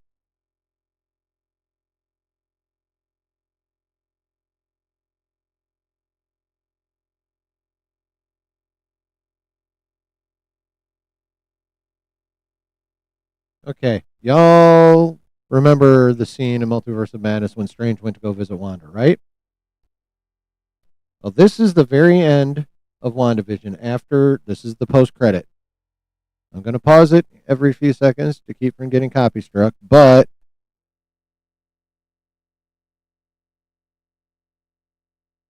this is the ending.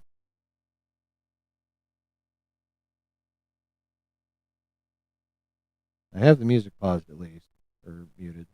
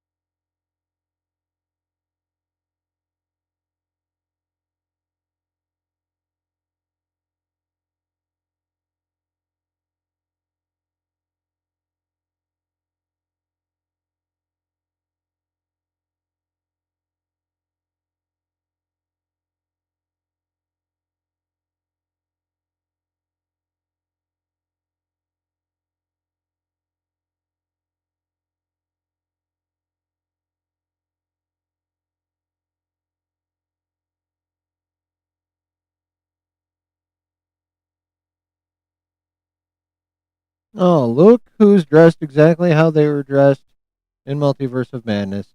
Look who's floating in the middle of the fucking air with the dark hold. Oh, and what are these little swirling puppies?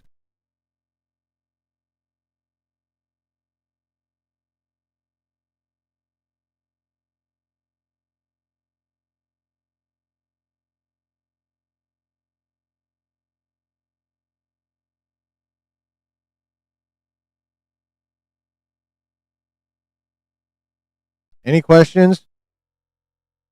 That whole Waldron ruined Wanda, ignored her arc in the show, yada, yada, yada. Guess what? Complete fucking bullshit.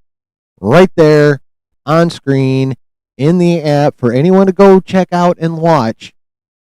That is literally right where he picked up from. Her all up in the dark hold, trying to find her kids, having literally learned nothing. They messed up her arc. No, they didn't. Or Waldron didn't. People that are pissed at Waldron for what he did with Wanda, ruining her. You know what? He didn't ruin shit. He picked up right where the writers of the show left her off at. These motherfuckers that are pissed at Waldron need to be pissed at the writers of the fucking show. Because that's where they left her. All up in the dark hold, searching through the multiverse for her kids to try and reunite herself with them, and vice versa. Okay? Oh, that was a really good post-credit scene. I agree with that. But, yeah, no. Waldron didn't fuck up. At all. Oh, it still pisses me off when people get like that. Anyway. Despite its complicated development, Doctor Strange and the Multiverse of Madness was met with mostly positive, though notably mixed reactions upon release. Raimi's direction was praised for its energetic visual style, inventive horror-inspired sequences, and willingness to embrace stylistic flair, rarely seen in MCU projects. Many viewers and critics felt that the film stood out visually as one of the most distinctive entries in the entire franchise. That is true. However, much of the criticism targeted the writing and character arcs. Wanda's transformation into a villain was polarizing only for people who didn't fucking pay attention, especially given the emotional depth and nuance of WandaVision. Are you fucking kidding me? Some fans felt her portrayal relied too heavily on the hysterical woman trope and reduced her motivations to grief-fueled rage without adequately building on the growth she experienced in the series. My God.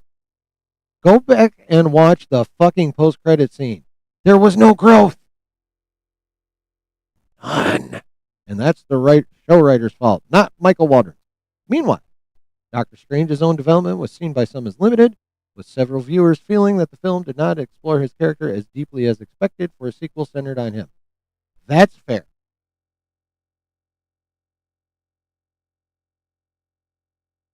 What was not most? No, it was mostly positive. The movie almost made a billy.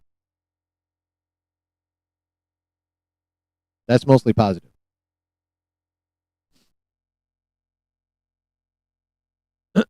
But yeah, that is kind of fair. It didn't bother me that they didn't go super deep into him, but that one is fair. All the WandaVision and stuff is bullshit. Doctor Strange's future in the MCU has remained uncertain ever since Multiverse of Madness hit theaters.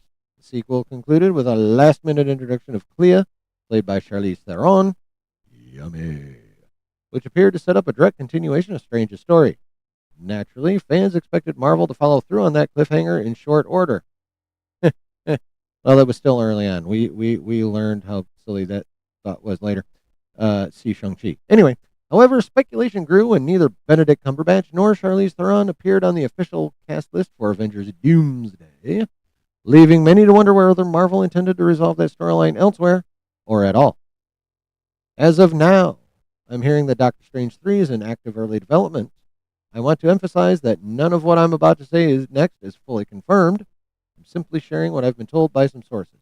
And that's why this is called Off the Record by Nexus. They're going to report shit that they heard that isn't very confirmed. So keep that in mind if it comes from Nexus Off the Record. According to what I've heard, Benedict Cumberbatch is becoming more involved behind the scenes this time around, particularly in the search for a new writer and director. One name Cumberbatch is said to be interested in is Sam Mendes, though that seems unlikely given Mendes has 4 Beatles biopics on his plate. Yeah. One movie per Beatle he's making. They're all going to be in all of them, but each movie is going to focus primarily on one Beatle.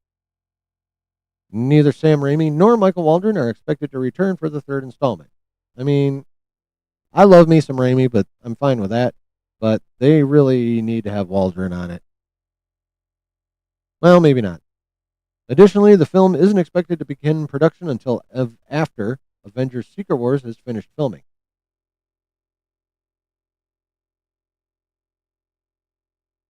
Okay. Well, that's a bummer.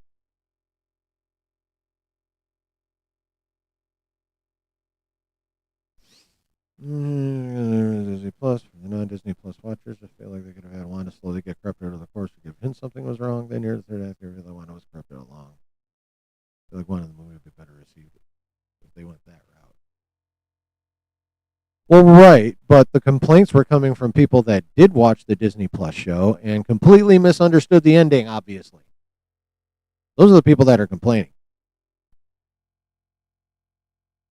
They completely ignored what they did with her in the show. No, they didn't.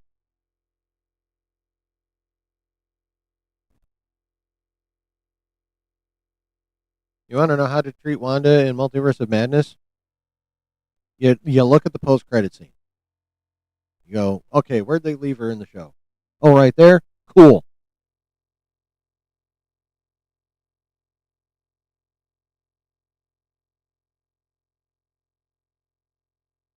Yeah. So, anywho. But yeah, so it not beginning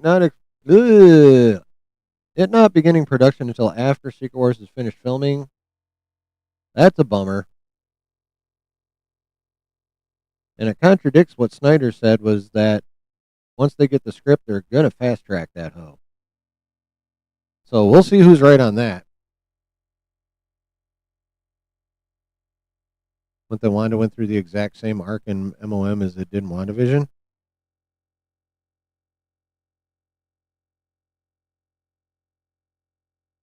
Well, see, that's the thing, though, is like at the end of MOM, she actually did go through actual redemption. Unlike in MOM, when she was all weepy and apologizing and finally freed Westview, but then went off into her cabin in the woods and dipped into the fucking shit. I almost called it Necronomicon. Darkhold.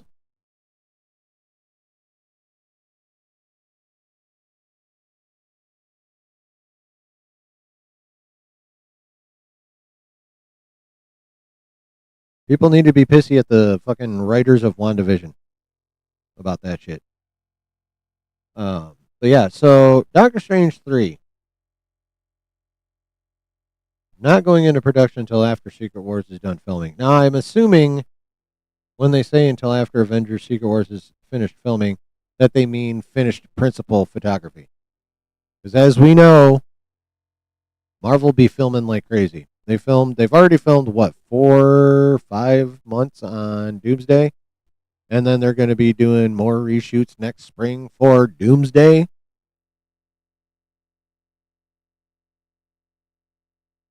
Which is why I think when they say finish filming, I think they mean finished with principal photography, which Doomsday's done with principal photography.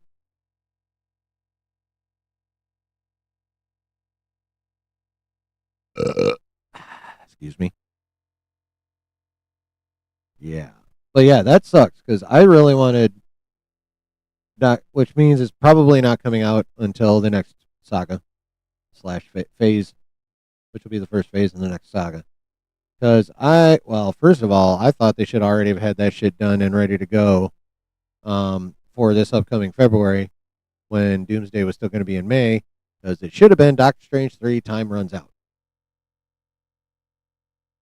And then when that failed to come to fruition, I thought they should have gotten that shit going so it could come out in that July spot between Doomsday and Secret Wars where it wouldn't really be a Time Runs Out, but it could expand on some shit. But nope, Marvel gave that slot up, and now it's going to be. Uh, what's it going to be? Oh, it's going to be fucking an animated feature now. I think coming out in that spot. Although you guys can check me on that shit. Um, but nope, now it's not coming out till the next phase. They really needed a Time Runs Out movie.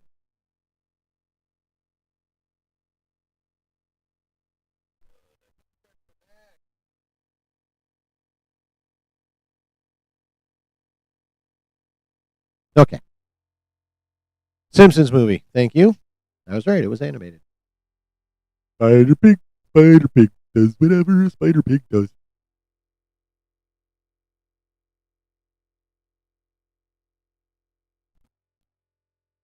Uh, don't you come on, bro, me.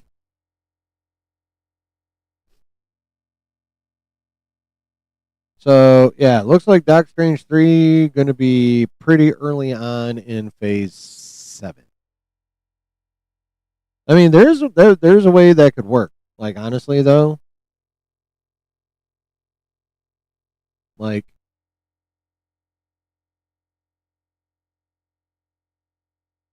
I don't know. It'd be interesting if like as Josh proposed, he was like one of the few people that actually remembered the Secret War. That would actually be kind of cool.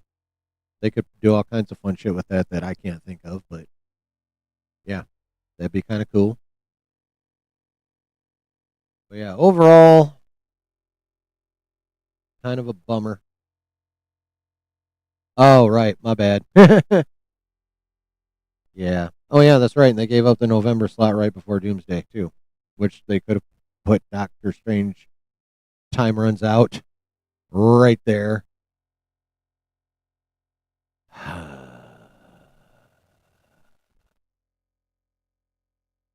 Oh, well, it is what it is. It is what it is.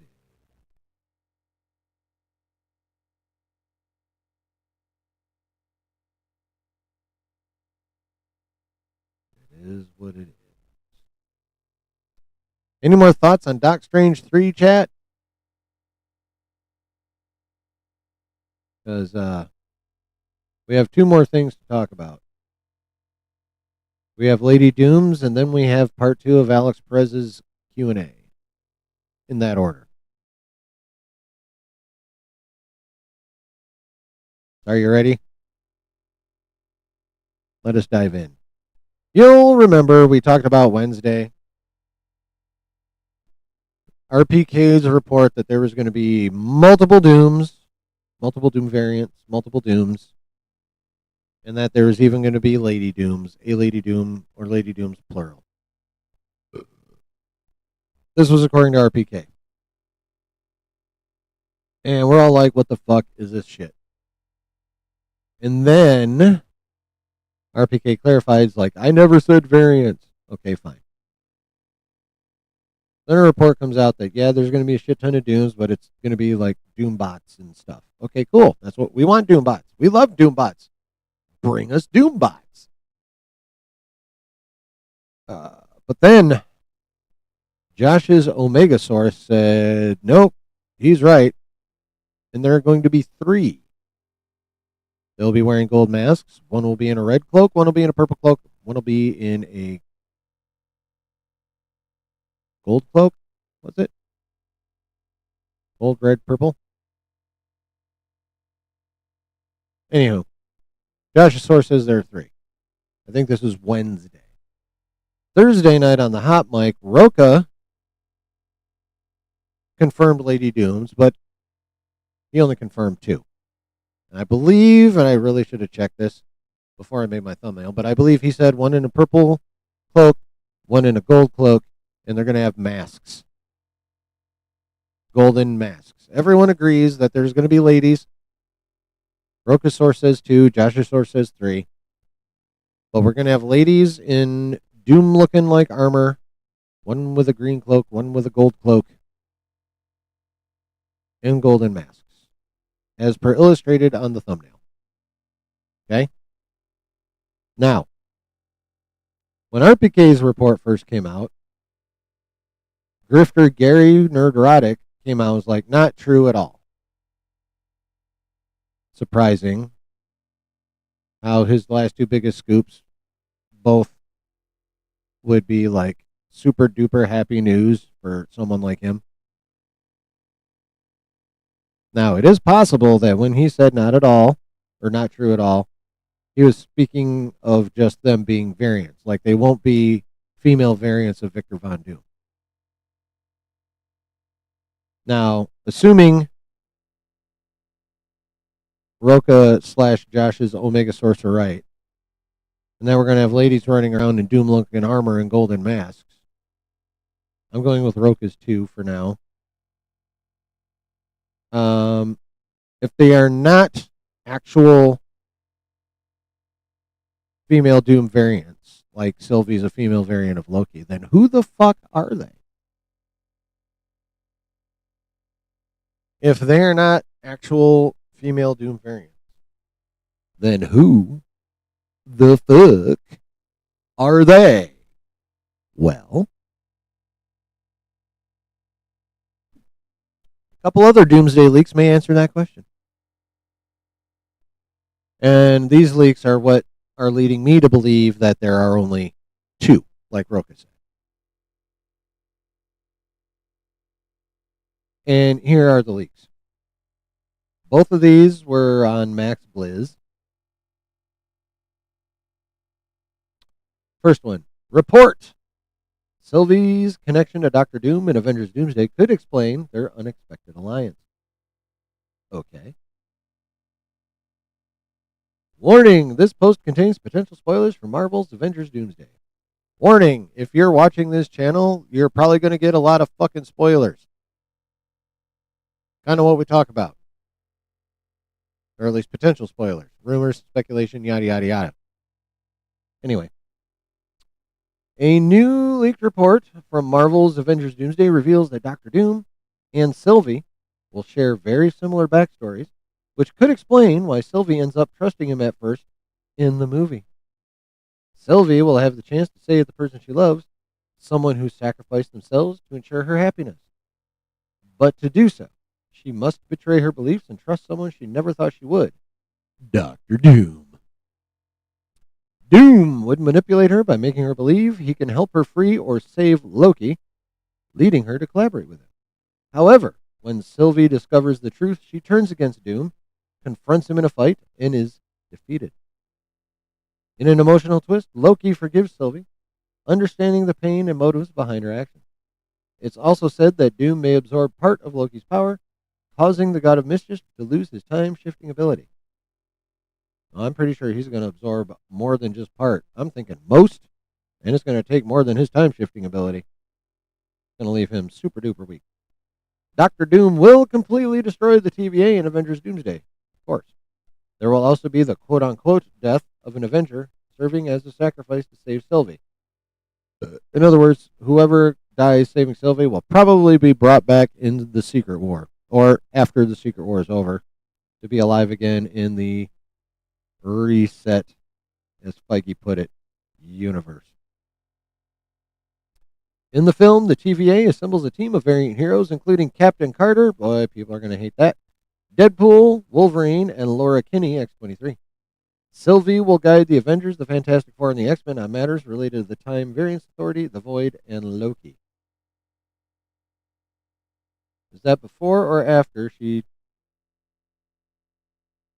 gets manipulated by Doom? Directed by the Russo brothers from a screenplay by their longtime collaborator Steve McFeely and Michael Waldron. Yeah, film okay.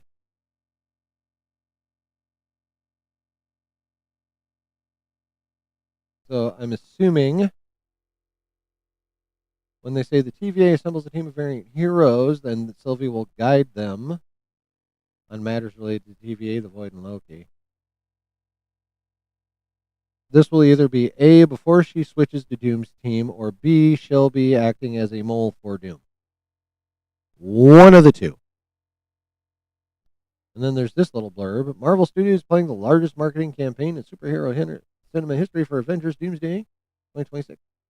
After years of inconsistent box office results, the studio aims to claim its dominance by blah, blah, blah. Yeah, we knew that. So, we have Sylvie working with Doctor Doom until she realizes the truth. Okay? Keep that in mind.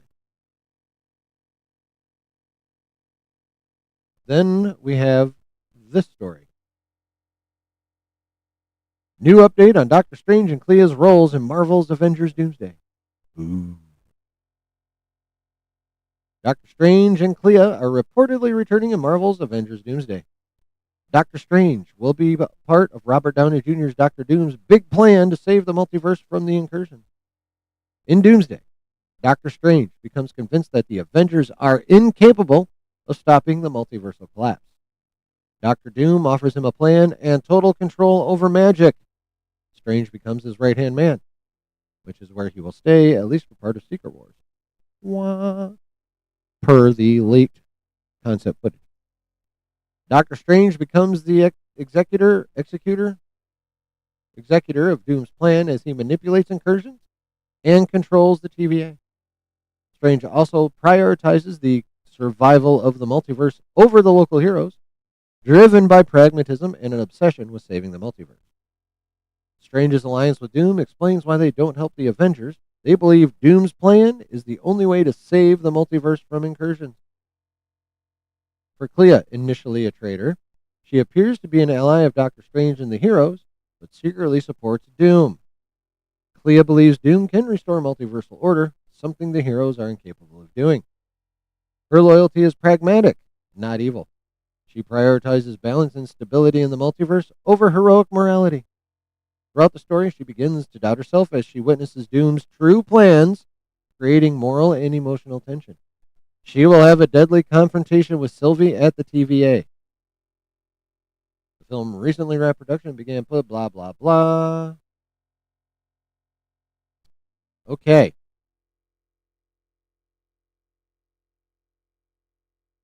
So, Clea working with Doom. Sylvie working with Doom. Sylvie gets in a fight with Doom, gets defeated, gets forgiven by Loki. Clea witnessing Doom's true plans, doubting herself, having a deadly confrontation with Sylvie at the TVA. Now, if Sylvie is alive to be forgiven by Loki after she gets her ass kicked by Doom, I'm wondering, that's assuming the other leak that we just read is true. I'm wondering if that means somehow Sylvie is going to kill Clea. Unless they're just engaging in hyperbolic phrasing and no one's actually going to die.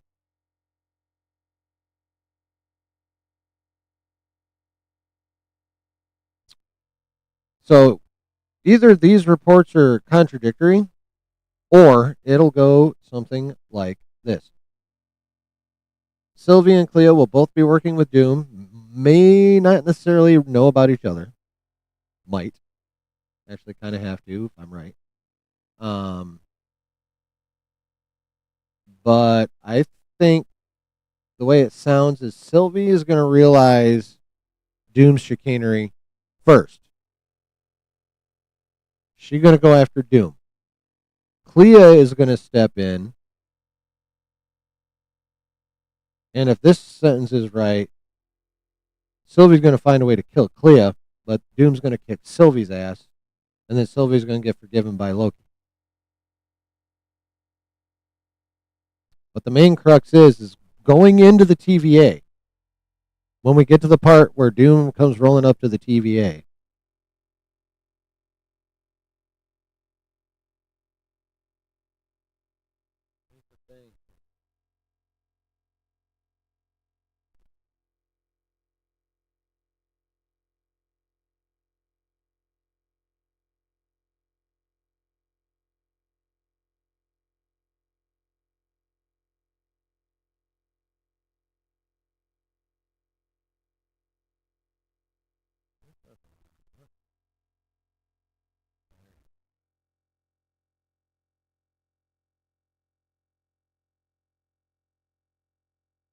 If I'm right, and these leaks are even somewhat accurate, we're going to have Clea and Sylvie both working with Doom. Unbeknownst to the heroes. And when they all come rolling up to the TVA,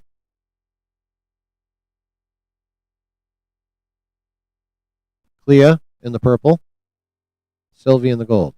Clea in the purple because, well, she was fucking wearing purple when she came and got Strange at the end of Multiverse of Madness. So I change. And Sylvie in gold because, one, Doom's already going to be in green, and two, gold is the complementary color to Loki. Loki's also green. Gold is the complementary color in his getup, and she's a Loki variant. Therefore, she gets gold. But that's what I think, based on those two leaks, is based on those leaks and the confirmation of the Lady Doom looking ones. I think Roka's right, and there's going to be two, and it's going to be Clea and Sylvie.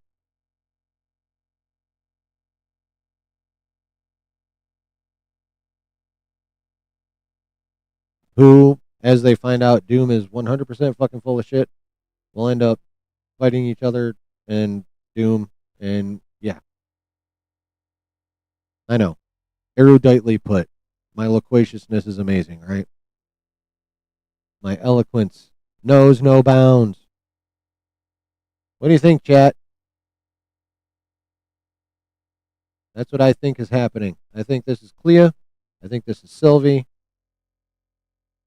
I think they're both going to be working for Doom for a time. And then a whole bunch of shit's going to go down at the TVA.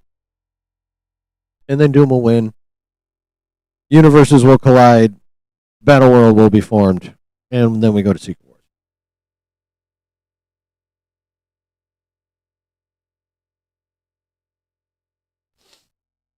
What say you, chat? Am I onto something?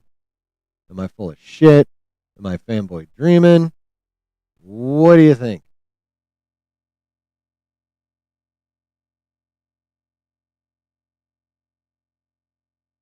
Where the fuck did everybody go?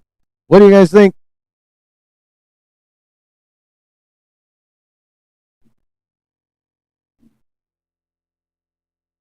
What do you think, chat? We're actually getting through this shit faster than I thought we were gonna.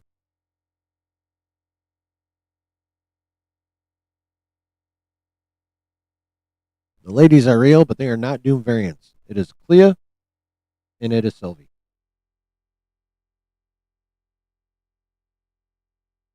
Loki gonna forgive Sylvie. Clea might get dead when it's all said and done.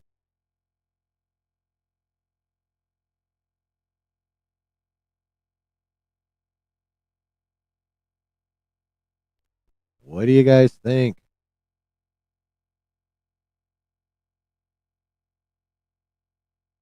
Am I right? Am I wrong? Is it plausible? Is it feasible? Fuck that. That's dumb. There's no way that's the case. What do you think?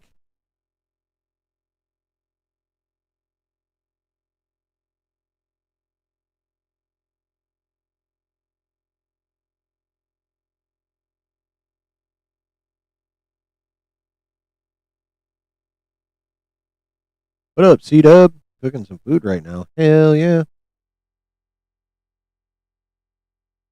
What you cooking? We can talk about food for a minute. I like food.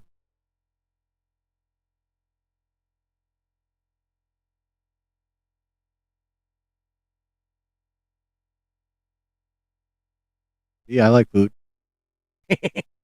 Tubby bastard that I am. I like me some vittles.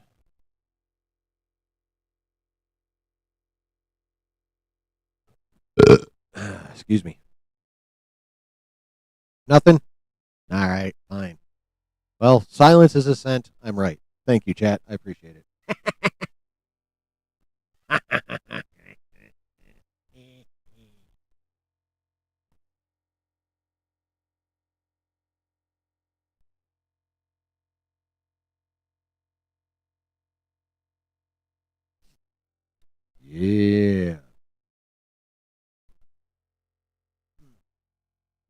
Air frying the rest of your bloomin' onion from Outback. Ooh, you had Outback today? Nice.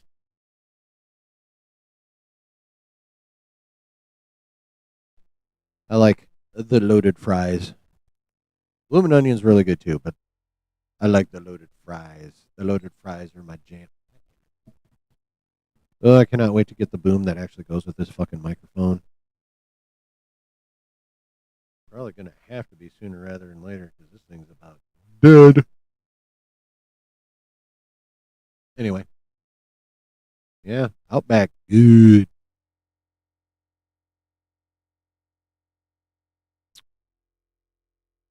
At one point, if you have not yet done so, C-Dub, you need to try the Wallaby Darn. Did I watch the recent Screen Rant video on what the King Dynasty movie was going to be? I did not. But from what I saw on Twitter earlier today when I was out and about, and this is not news to me. This has been talked about multiple times. Evidently, there's like a fair chunk of copy pasta happening from the King Dynasty concepts to the Doomsday concepts. Is that kind of the crux of what the video was getting at, maybe? Because I saw a lot of people yapping about it on Twitter. I didn't. None of them specifically said it had anything to do with the Screen Rant video specifically. Just a lot of people talking about what the King Dynasty was going to be and how Doomsday is a lot of copy pasta. But we've kind of known that for quite some time. It's been talked about before. Not with this specificity, mind you, but it's been talked about for a while, off and on.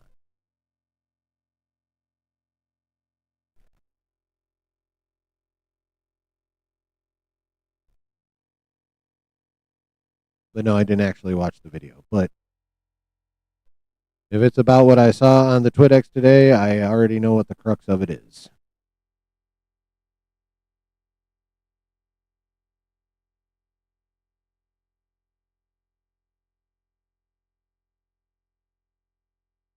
Yeah, they definitely hyped up the TVA. It's going to be a big part. Yeah, that's not surprising. That's not surprising. I mean, it was even when it was still going to be Kang, which I'm pretty sure it was still going to be Kang when Loki season 2 ended. Um, can't remember the timing on that specifically.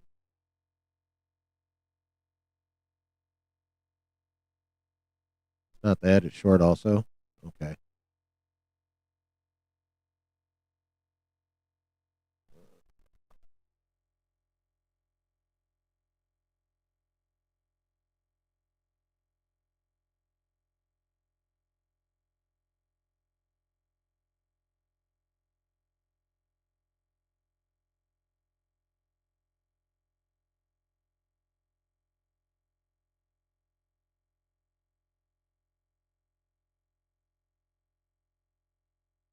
November 9th, what year, you fuck?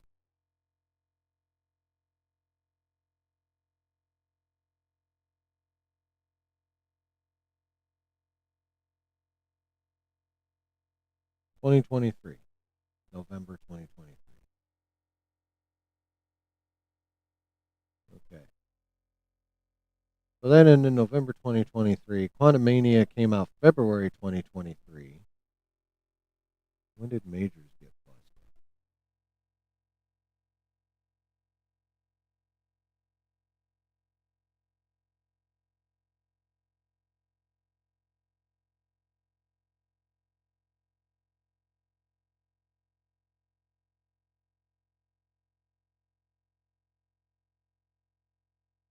He was arrested March 2023. So Loki finale didn't come out till November 2023, but it was already written and filmed.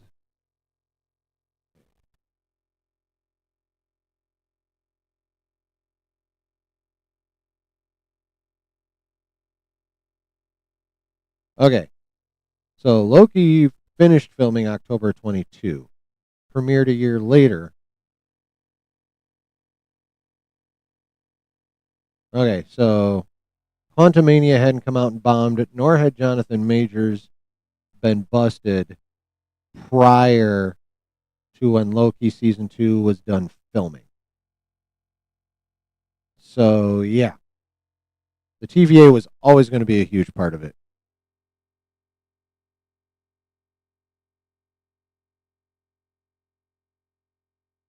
Because Loki season 2 made it that way by making the throne at the end of time outside the TVA, where Loki be hanging, holding the multiverse together inside his new Yggdrasil. So it didn't matter who the big bad was, the TVA had to be heavily involved. Like, had to be.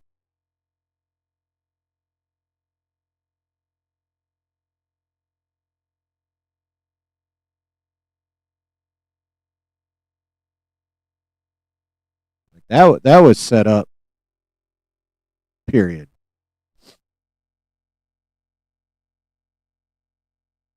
Yeah. No reshoots were made either for Loki. Yeah.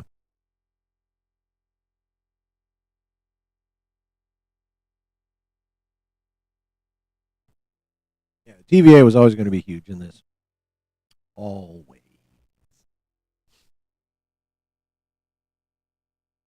All right, chat. Are you ready to dive in to the Cosmic Circus Discord Q&A part D?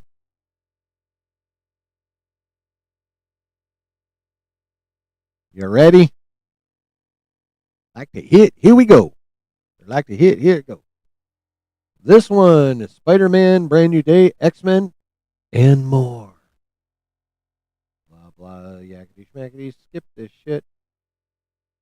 Oh, all right. Look at that. Subject 1, King and the Multiverse. Nah, that works out since we're kind of on the subject of King anyway. That's the first one. Yeah, that's the first one. Okay. You once said something about a multiversal loop regarding the Kings that was going to be a thing. Will that still be addressed, or will it be made so that it never involved the Kings in the first place, or just made into something else entirely? Oh, here we go. Another reason people were talking about copy pasta today. Doom will basically take the spot of the Conqueror's motivations from Quantumania and manifest them. So he'll be pissed about people messing with timelines and causing incursions. Yep, we've been, yeah. The clap of cheeks felt throughout the multiverse when Steve stayed back with Peggy. Whoosh! Spider-Man Brand New Day. Yeah. My question is, let's say Destin Daniel Cretton makes an amazing Spider-Man movie.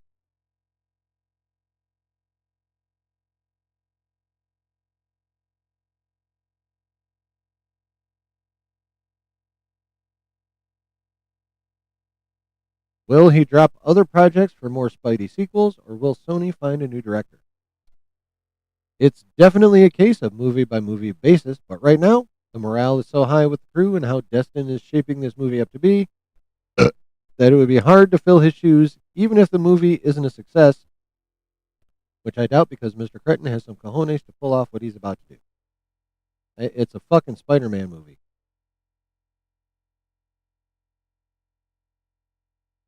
Well, I mean, that didn't really help the Amazing Spider-Man 2, now did it? So, but yeah, this movie's going to be a success. My question is, do you know if the MCU plans to introduce an original Green Goblin and Doc Ock, not Defoe and Molina, for Tom Holland's Peter to fight? And if so, how will they get around the fact that, due to No Way Home, Peter knows that Norman Osborn and Otto Octavius are villains, and thus removes the personal stakes to the Peter Parker side of their relationship with him? Very curious to hear your thoughts on how they'll handle it. Yes, definitely. And the way that Marvel is handling it in Your Friendly Neighborhood Spider-Man is going to mirror what the MCU will do for Spidey's story moving forward. It won't be a one-to-one, but the story beats are going to parallel. Kind of like how some story beats in the MCU parallel the stories in What If. Well, that's a non-answer.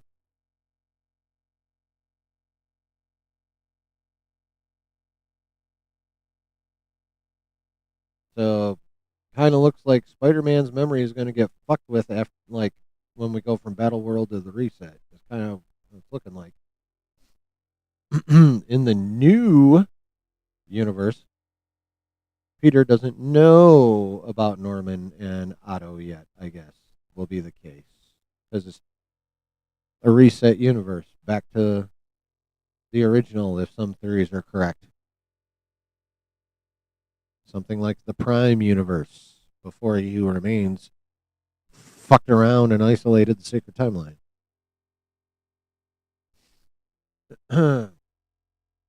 Oh, here we go. Nice direct question. Is Sadie Sink playing Shathra in Brand New Day? I refuse to comment.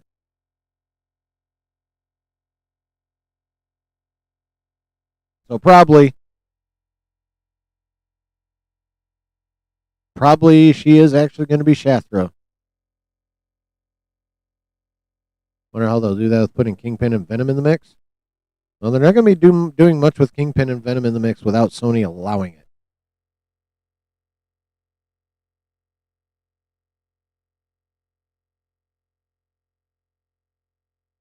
That's step one, is getting Sony to let them.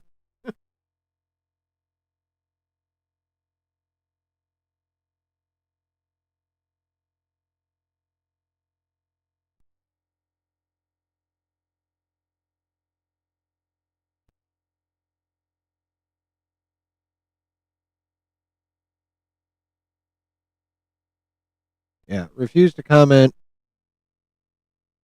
Yeah, I can neither confirm nor deny whatever, bitch.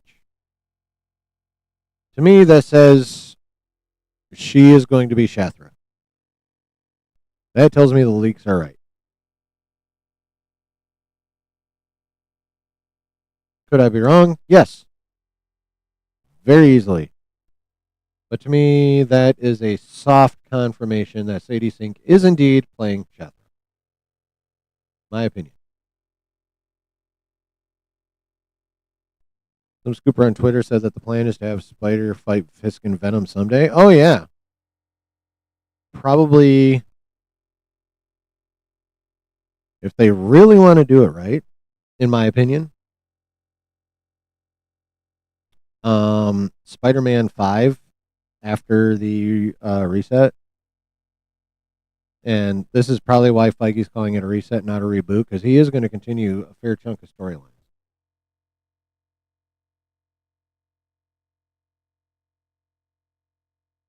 At least storyline concepts. And one of the ones that he definitely needs to continue is the Devil's Reign storyline that was set up in Born Again Season 1.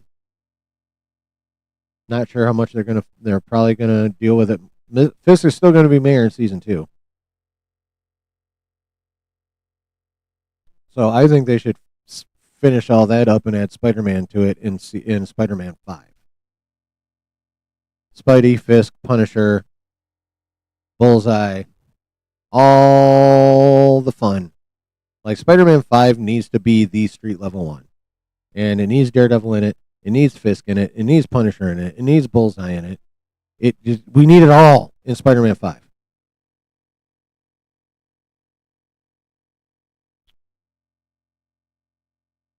So that's what I would do with Spider-Man 5. Don't take cheek clapping for granted. I never take cheek clapping for granted. Might have wrecked reality, but at least it wrecked Peggy.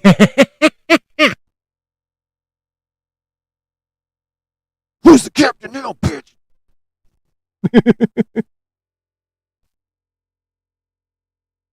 Yeah.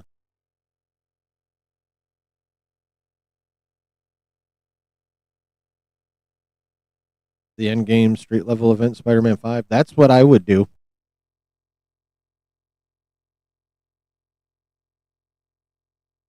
That's what I would do. Spidey, Punisher, Daredevil versus Fisk and all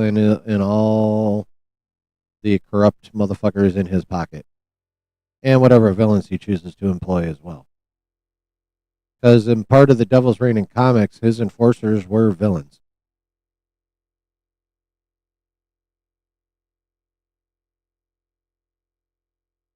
Like I know they're whipping out a fair chunk of villains in Brand New Day, like Scorpion, Tombstone, Boomerang, one or two others probably. Uh, but who's to say that Fisk won't let them out and make them work for him in exchange for a lease? You know? Just saying. Yeah, that's how I would do it. Spider-Man 5 would be like what you said, an in-game street level event with Spidey, Punisher, and Daredevil v Fisk, all the corrupt cops, and the super villains. That's what this guy would do with Spider-Man 5. All right. I was wondering, since Yelena is in Brand New Day, whether we would get more Yelena and Spidey crossovers in the future beyond Brand New Day. There is no way of knowing, and I don't even think the interaction in Brand New Day warrants them crossing over or teaming up in the future anytime soon. We did hear that Yelena's presence is going to be pretty fucking limited. Some rumors are like mostly down to like a scene at the end trying to recruit his ass into the Avengers. I believe something like that is the last rumor I heard people talk about. Yeah. Fisk will be taken care of once and for all? No, because Marvel needs to stop that. Fisk would be defeated, probably thrown in jail for a hot minute, but taken care of once and for all? Hell no. Marvel needs to stop that shit. Like these one-time villains? No. No, no, no, no, no, no, no, no, no. That's not how this shit's supposed to work. Villains get defeated, but they don't get eliminated. Yeah. Do you have any new information relating to MJ's role in Brave New Day? Brave. Why do I keep saying that? Brand New Day. I asked this because a recent interview with Law Roach revealed that he's preparing outfits for Zendaya to wear on the movie's press tour, implying that her role is substantial, not minor or a cameo. Well, don't care about what Law Roach says. Literally everyone else says her role is minor. We had time with Fist since 2015. I think it'd be good to end his arc here. We can end that arc here, but he needs another. Fisk is dope, one of the dopest Spider-Man villains / Daredevil villains. A villain of any New York superhero would probably be the best way to put it. New York-based superhero, and he needs to be around a lot.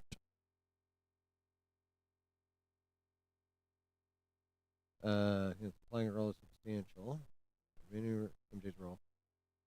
Fictional MIT is evil, and we did that was in that big old leak, by the way. That project, what is it, Hexagon? That's supposed to be going on in the lower levels of MIT. I don't remember that leak very well, but remember that big old leak we talked about a while back? That had MIT being evil in it too. So at least part of that leak was right. Remember, it was the one with the like they've been experimenting with in like making basically gamma symbiotes, like symbiotes that would Hulk their host out instantly. And some other shit. Because remember, Ruffalo was helping him out without realizing he was helping them out, the bad guys out, working at MIT doing that shit. So this is soft confirmation of that leak. Very interesting. Very, very interesting. Will the characters, Spider-Man, Hulk, Punisher, in Spider-Man Brand New Day connect more to Doomsday or Secret Wars? Depends on the character. Now, I saw a symbiote that makes She-Hulk. No! Yeah, I wasn't really thinking about that aspect of it, so thank you for putting that evil into the universe, Chris. Thanks a lot.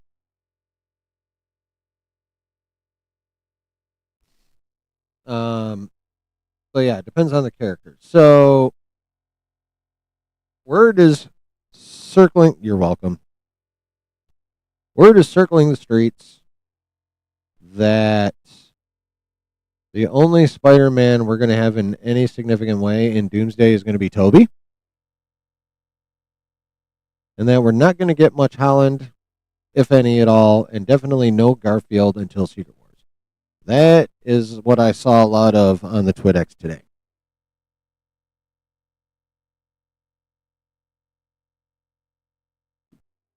Probably means Tobey is going to be spending a lot of time at the TVA. That's what I'm thinking that's going to be. If we're getting a lot of Tobey, we're getting a lot of Tobey as part of the multiversal Avengers that are going to try and defend the TVA from Doom, and obviously they have to fail. Otherwise, Doom wouldn't be able to make fucking Battleworld. Anyway, but yeah, so that's what I'm thinking.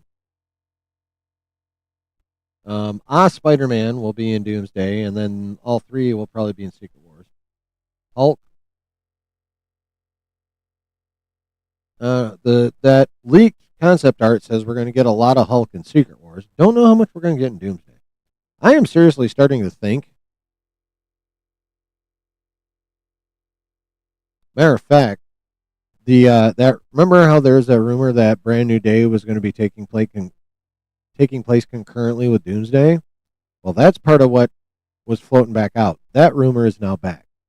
Remember Snyder said a long ass time ago that Holland was not going to be in Doomsday, and the reason for that is because Brand New Day is going to be happening concurrently. Well, people are back on that one as of today. None of them acknowledged Snyder for it. I remembered. But yeah, that rumor is back in a big way today.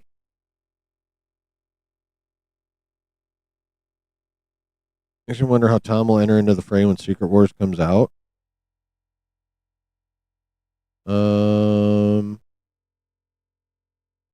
I would imagine we're going to get at least a little bit of hint of that at the end of Brand New Day. I think the original King movie 334. All right, maybe we'll watch that after I'm done with this Perez shizzle. Was that before the Doomsday delay? What?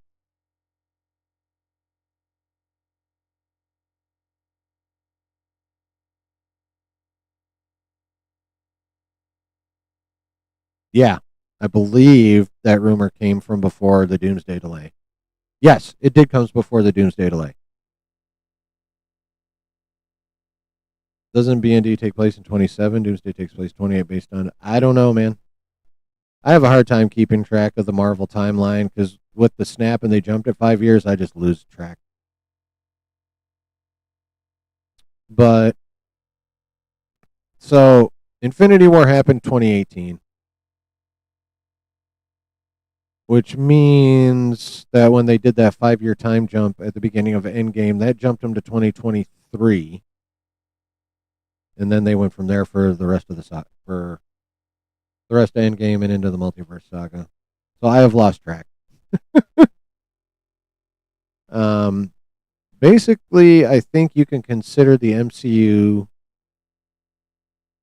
well, for the most part, 5 years ahead of us.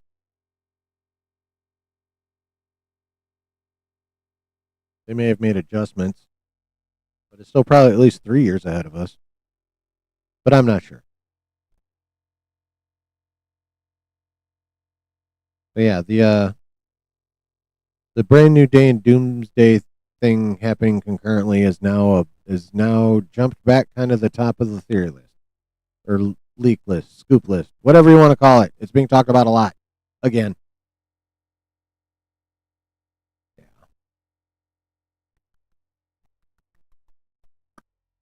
So yeah, Punisher. I definitely don't think we're going to see in Doomsday, but you never know. Actually, no, he makes more sense in Doomsday than Secret Wars. Reverse that. Hulk should fucking be in both. Depending on which Spider-Man you're talking about. All three are going to be in Secret Wars, but again, allegedly, it's going to be basically Tobey and Doomsday. All right, Vision Quest and Wonder Man. Does Marvel have any plans to introduce Viv and the rest of the Visions anytime soon? For a while, there were rumors about them showing up in Vision Quest, but now that we know more about the show, it doesn't seem likely. There is a chance. Do we really need more Visions? Wouldn't that be very similar to a lot of the mistakes made in this saga? Overstuffing. We don't need fucking 40 Visions. We just need one. About a year and a half ago, wow, dude, coming in with the receipts. You said you heard that there will be horror elements in Wonder Man. I know things change in editing and filming, and I know sometimes we shouldn't read too much into what you hear so long before project releases, but that has always stuck with me. How far do you think these horror elements will go? Excuse me. From what you've heard, is it just elements, or will there be whole episodes or sequences that are full on horror? If there's some horror shit in there, that would actually make it a bit more cool and interesting, at least to me. Anyway, think WandaVision. So, in other words, not really. Okay.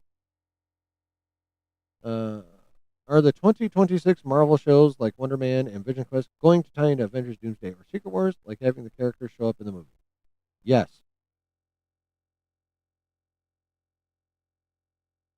Great.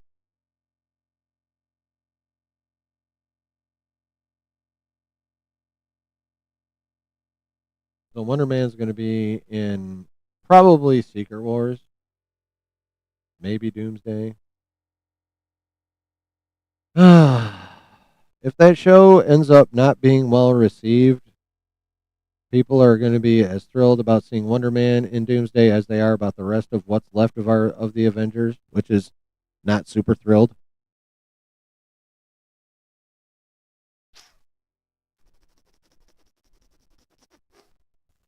Okay, Marvel. You keep acting like you learned your lessons, and then we get indications that you really kind of haven't learned them as well as you probably should have. You motherfuckers. Okay. X-Men and Mutants. Here we go. I think I might be the number one Magneto fan in this Discord, so I need to sneak in a question about him. All right. What will Magneto's journey be through Doomsday and potentially Secret Wars? As someone who isn't usually portrayed as a hero, his views on the multiversal incursions could potentially be very complex. I mean, that's true. Which fight? The Shevchenko Wei Li fight or the Della Maddalena Makachev fight?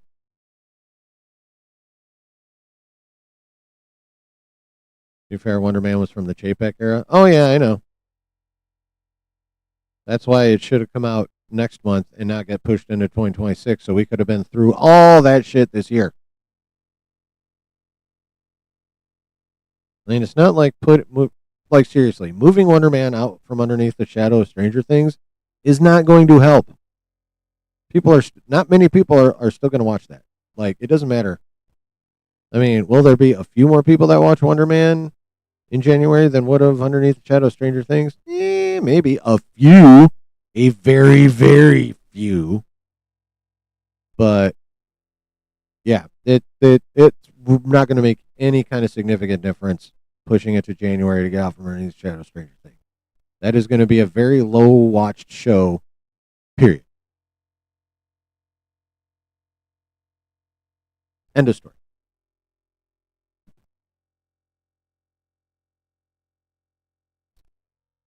All right, so when we see Magneto again in Doomsday, he finally has the mutant utopia he had always dreamed of. When it's threatened, you know we'll throw hands to protect it.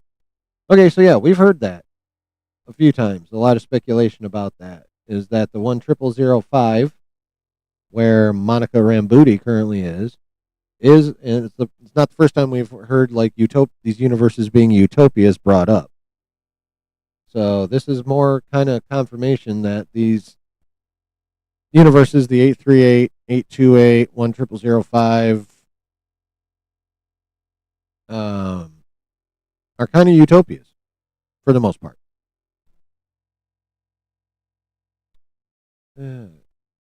Your thoughts on a thought. Interesting. What if one of the X-Men kills an Avenger? It could be a way to help establish the friction between both team species that continues on in the future. How can we trust mutants when they've killed an Avenger? I don't think any X-Men or Avengers will kill each other this time around, at least not intentionally. Maybe the consequences of their actions caused the death, but not something directly. Okay, so damn. MCU Genosha? Well, on 10005, yeah, until it slams into 616 and either 828 or 838 and goes kablooey. Madalena versus Makachev? Okay. Who's winning, do you think?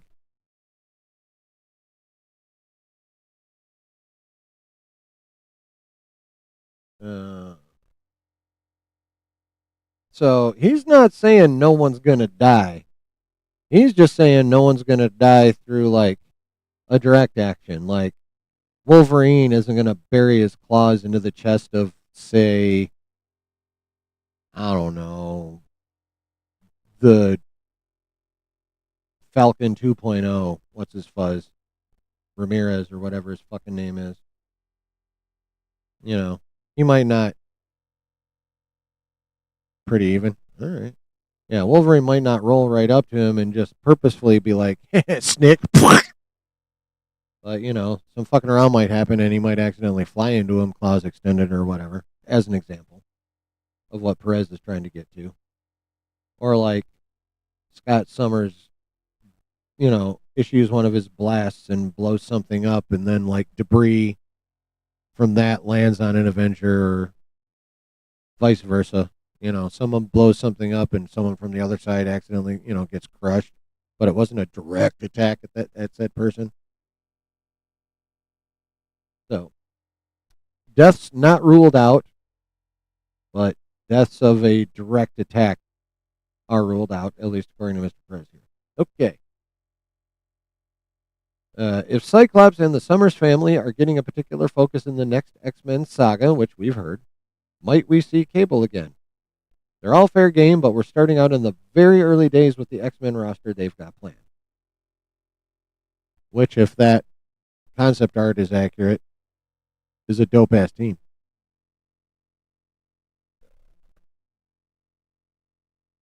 Have you heard anything regarding some of the mutant characters who could be a focus on in the next saga? There's been some rumblings recently that Cyclops could be one of them. Well, these people are paying attention. Cyclops and Jean Grey as co-leaders of the team. Okay, I've heard other names like Angel in the concept art. Beast, Gambit, Rogue, and Nightcrawler could be a part of it. I think all of those were in the concept art. Miscellaneous Marvel. In what way would you like to see the MCU pull from the popularity of Marvel rivals? I know you've mentioned before the possibility of Jeff the Land Shark being the next baby group.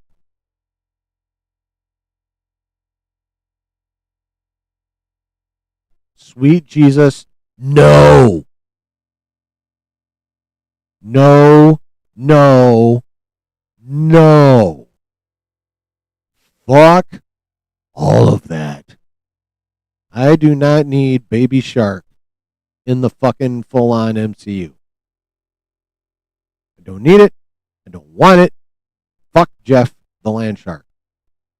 Fuck him. No. No, no, no, no, no, no. No. Hate that idea. Honestly, aside from Jeff, Luna Snow, but we can keep the rest separate for now. Lame. Is Madame Mask a possibility in the future, or maybe more female villains at all in the near future? I need me some more unapologetic villainesses out there. In Brave New Day.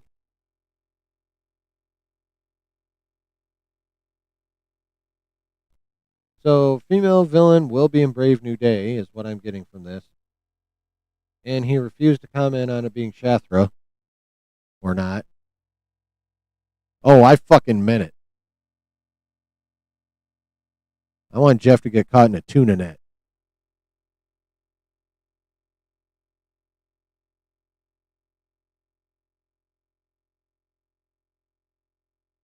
That's what I want.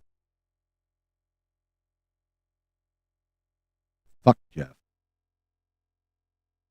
So, okay, so female villain in Brand New Day refuses to comment on whether Sadie Sink is Shathra.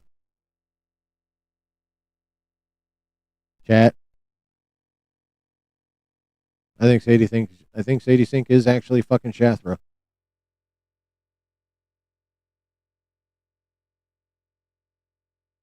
And I still say the Shathra storyline smells of Sony. Because Shathra is you motherfucker. Shathra is very much involved with spider totems, the web of life and destiny, and all that shit has been brought up and explored just by Sony in the Spider-Verse movies, and they attempted it with Madam Web. So, yeah. So, yeah. It's really, yeah, Shathra. Just say it with me, chat. Sadie Sink is Shathra. And it's Sony's fault. Who or what do you think caused the incursions in the MCU? The answer is Kang. He's the original sin, so to speak. Okay. Uh, any storylines you want to see in the MCU? Bonus points if it's for the girls because we need to see more stuff with women in there.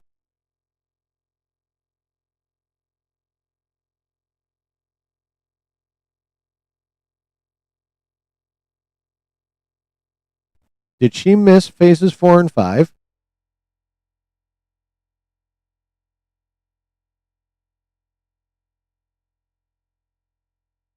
Fifth round, Makachev is going to win. The fucking grappling by the Dagas is unmatched, right?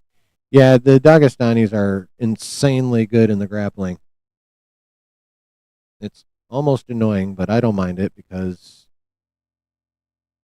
a good grappling match is like watching chess, but with the end result being someone choked or twisted in some fashion or another, which is dope.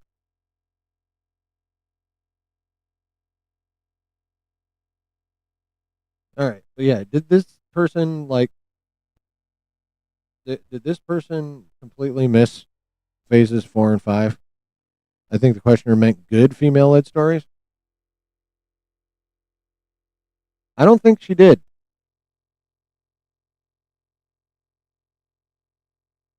They just said we need to see more stuff with women.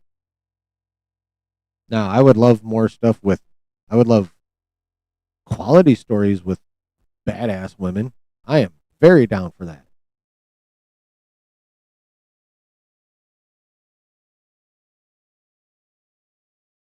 I'm just as here. I am just as here for bad bitches as I am for bad motherfuckers.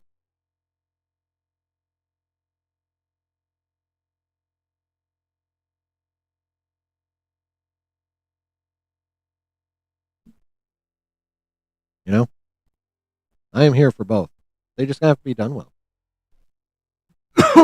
But yeah, this person is not paying attention if they think if they think women led content is light in the MCU right now.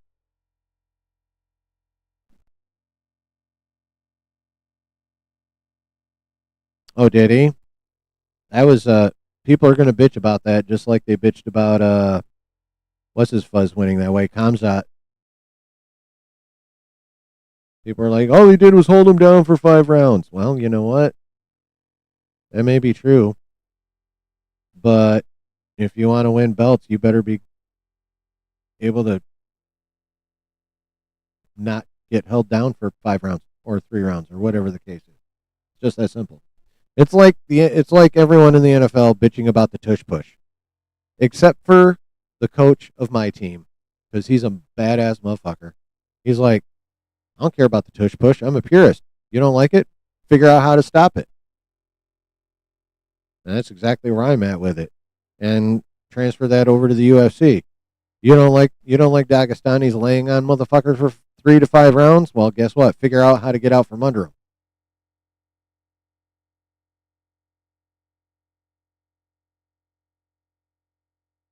You don't like tush push? Figure out how to stop it. You don't like Dagestani wrestlers holding people down and winning fights that way? Well, guess what? Figure out how to fucking get out from underneath them.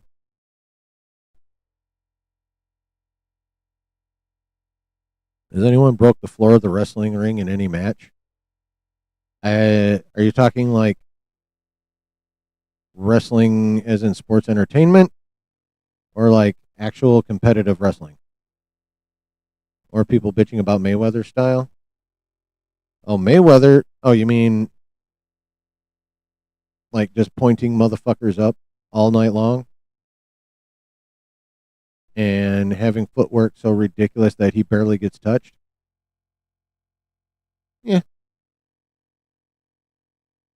yeah. I don't have a problem with Mayweather's style. I never did. Now, as an individual, he's kind of a douche canoe, but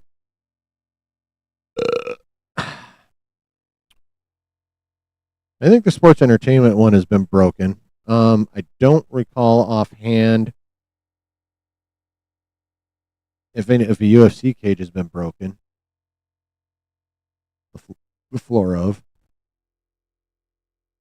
I can imagine it's probably happened though. I just don't recall. Okay.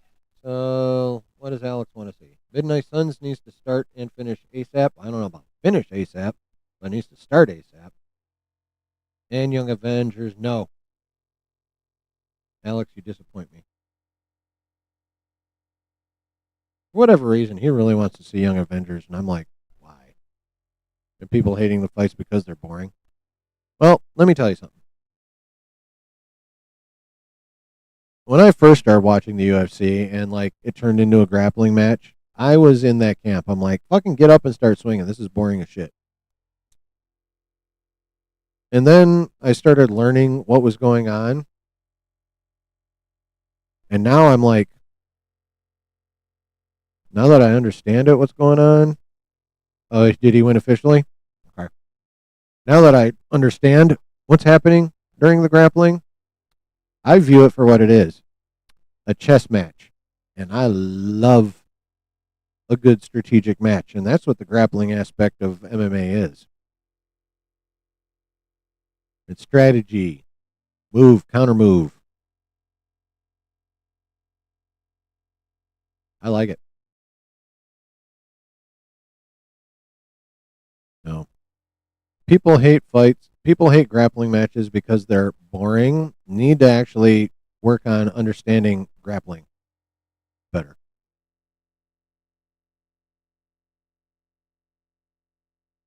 That's how I see it anyway. All right. Yeah, but yeah, Midnight Suns, I agree. Young Avengers, hell no. We don't need that shit. Um, all right. Some days ago, you posted a GIF of Travis Fimmel from the show Vikings on Twitter with no additional context. What does it mean? I'm not allowed to reveal what that means just yet. Sorry. All right.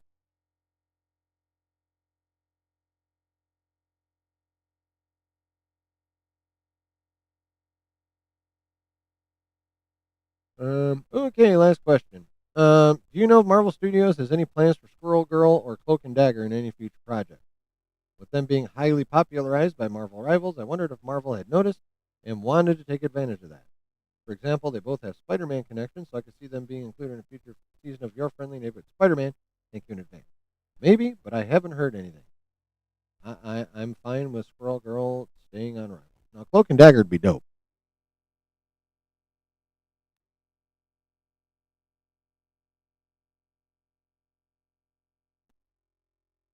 All right, so that chat.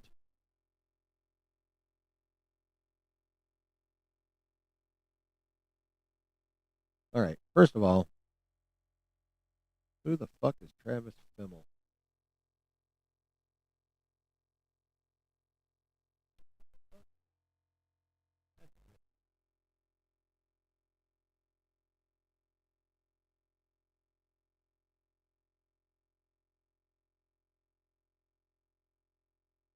Okay, so it's this guy. Oh, that's a 10-year-old picture.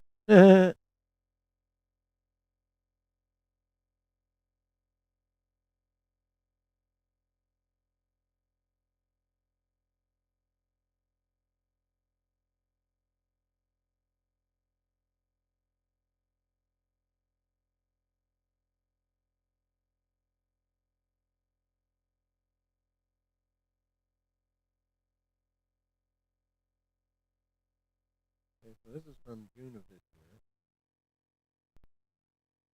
Oh, he revealed his decision to retire from acting in June.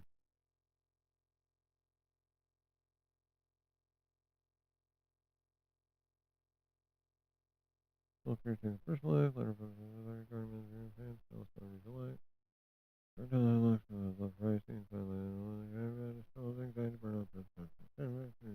step back for good.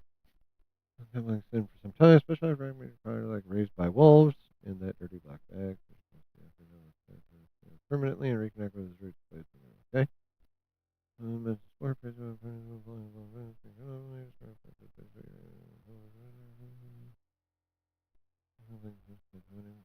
Skarsgård. How many fucking Skarsgårds are there? Jesus Christ. Also express everybody's support.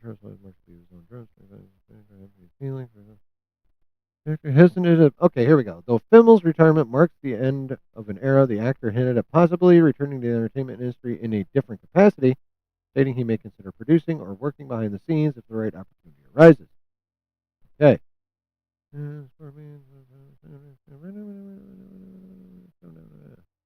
All right.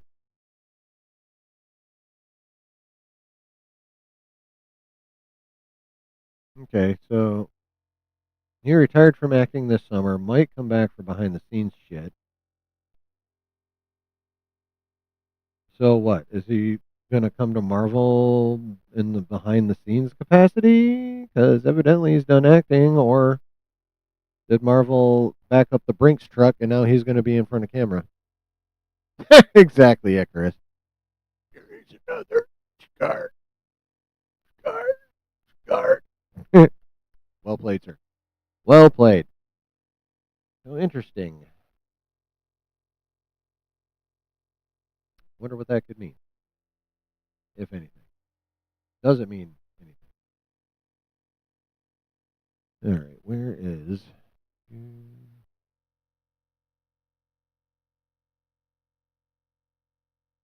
There it is.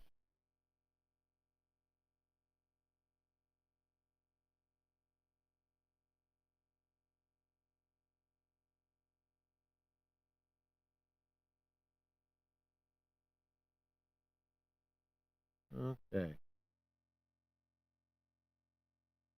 Guys want to watch this quick little Screen Crush Kang video? And then we'll get out of here. Let's watch this video that C-Dub linked. Or was it C-Dub? Whoever, whichever one you did it, I'm sorry, I forgot already. Oh, wait. Hold on. Stop it. Yeah, C-Dub. Okay, we're going to watch this video that C-Dub linked.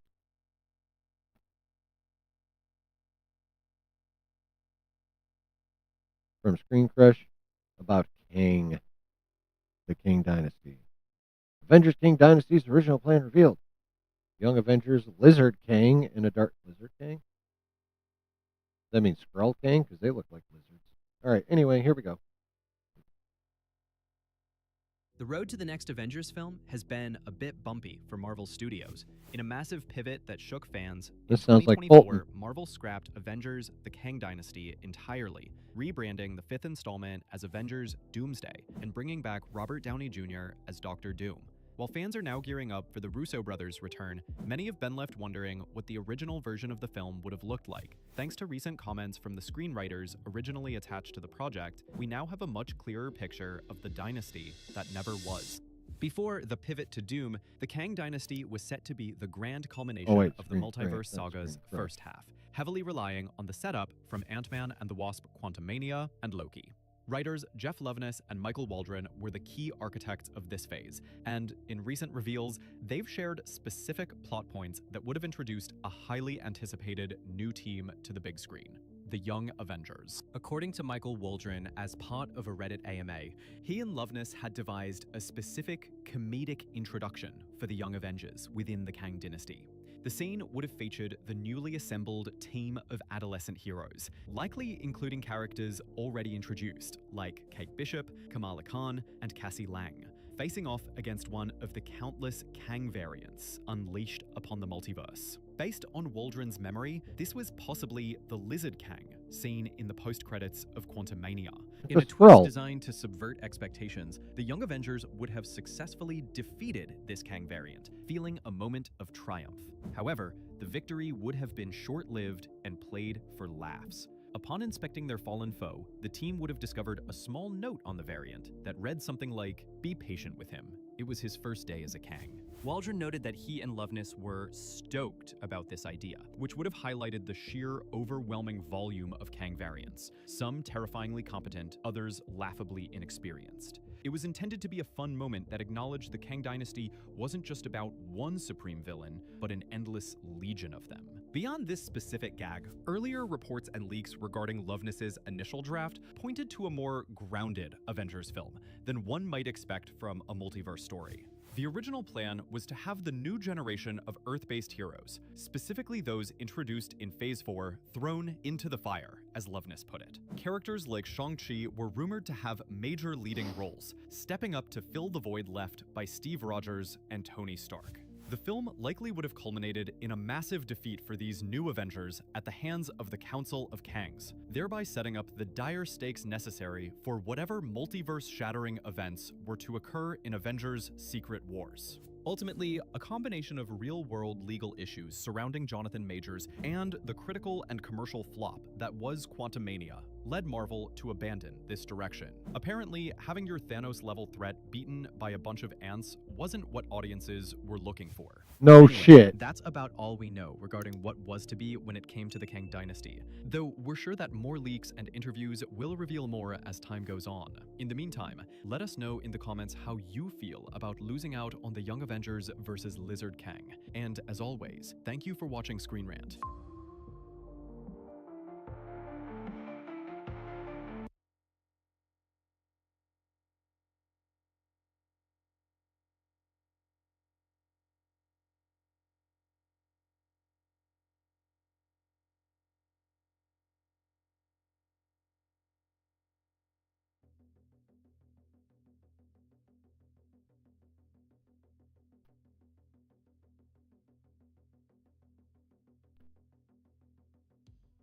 Ooh. No one better ever show Josh that video.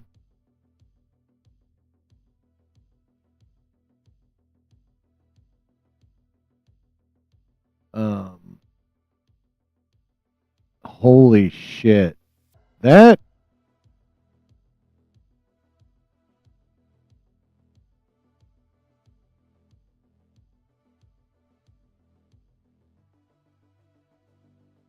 I'm really disappointed in Waldron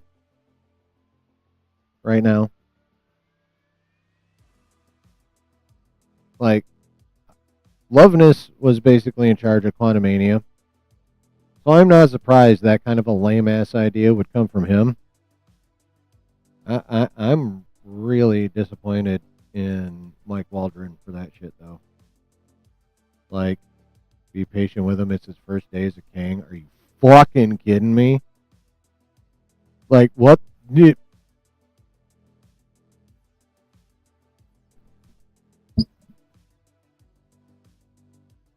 What the? Oh my god. Well, yeah, they were dead ass right about people being like, yeah, this motherfucker lost to the Ant family. That was dumb as shit. Damn right. But what first of all, putting the Young Avengers front and center. Bad idea.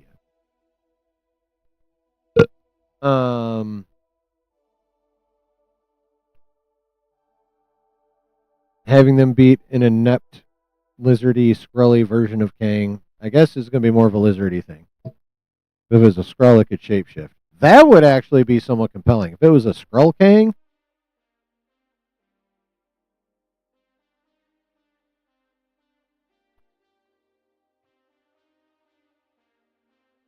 but that sounds like exactly, you know what that sounds like?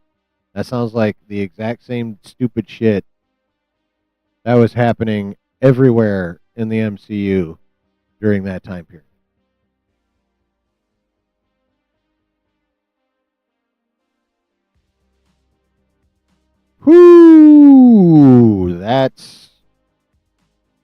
That's really bad.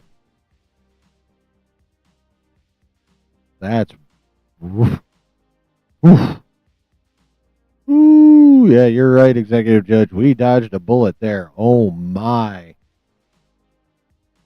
Kick. And Waldron, yeah, I know. I'm assuming he's wised up in the last couple of 3 years. And I say 3 years, even though Quantumania came out in 23, that means it was written in 22 or even 21, right?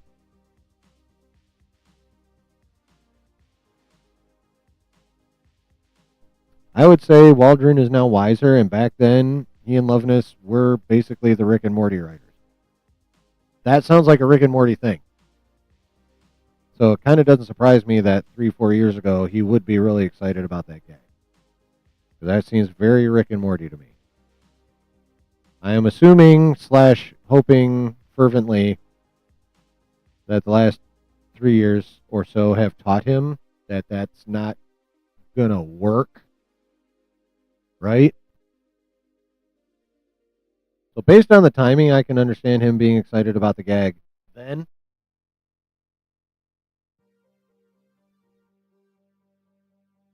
Let the pro McFeely handle this. Thank God Waldron is he's more than a reference point.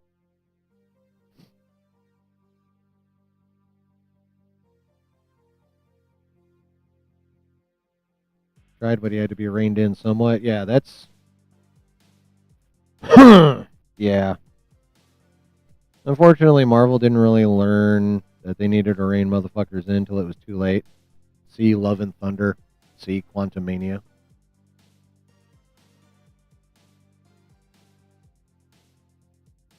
Like, ugh, God. That would,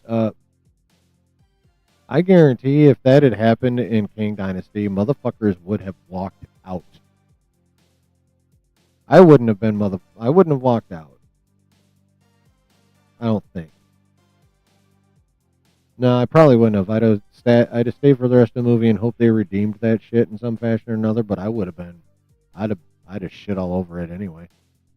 Even if the rest of the movie ended up, like, even if the movie ended well, I'd have been shitting all over that part of it. My God. Excuse me.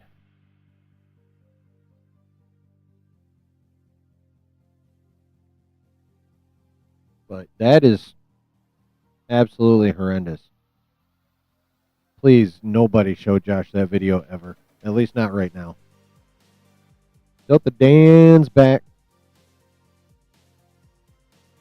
You know what? After that fucking thing, I need another drink. What the hell? We're going back to Fireball this time.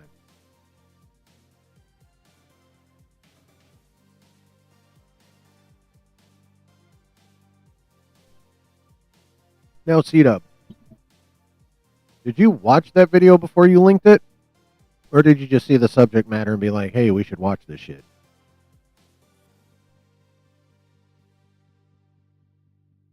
I'm just curious.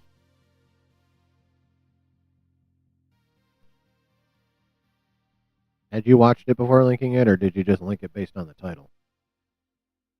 That's all I want to know. Dynasty is in the show from the 80s? No. Kang Dynasty. Oh, did you miss the video? Be glad. Because what we would have gotten if things had gone the way they were. Oh, you watched it first? Okay.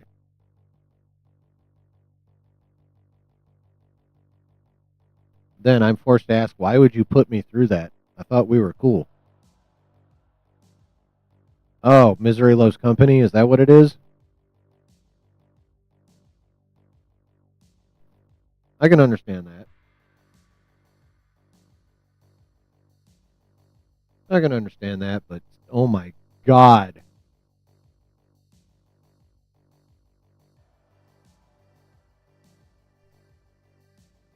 If that had actually happened, like if King Dynasty had happened and that was in there, people probably would have lumped me in with the rest of the grifters because I would have lost it. Well, you do live in Missouri? Okay, I mean, yeah.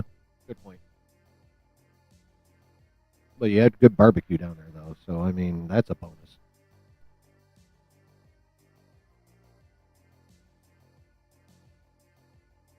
Oh, but wow. Um, yeah, yeah. That was something. Boy, am I glad that that didn't. Oh, I don't wanna. I mean, my brain will think about it because it likes to grab onto like the most fucked up shit and like pour over it and dig around in it.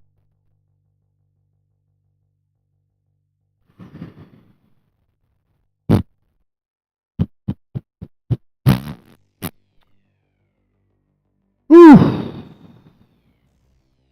That would have been so bad. People,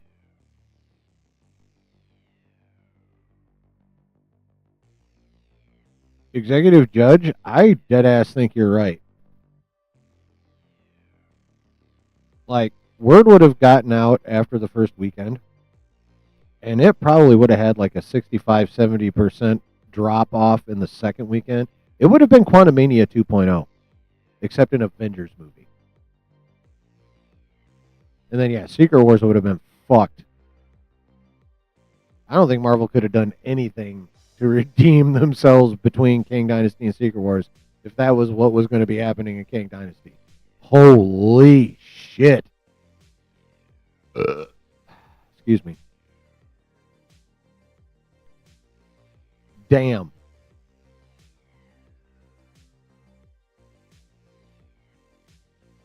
That would have been the death of Marvel. Holy shit.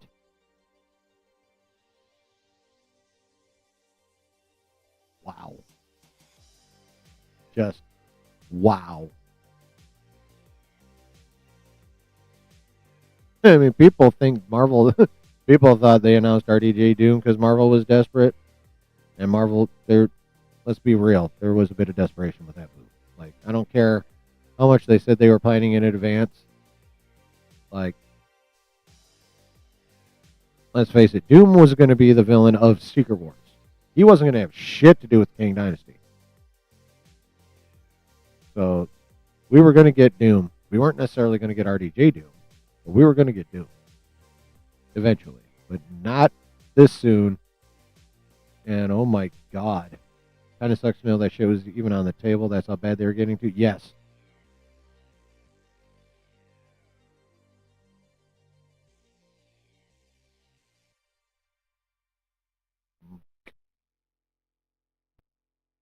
I really wish I did not know that. Oh my, that's horrible. That is so bad and foolish and ridiculous. Uh, um,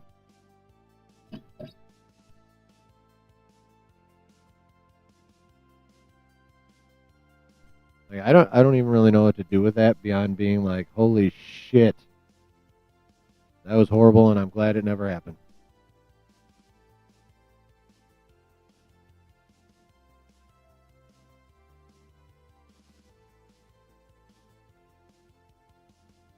Whew. All right. Well, what a way to end things, but I'm gonna get out of here pretty quickly. What else you got, chat? And no more videos like that, please. Jesus Christ.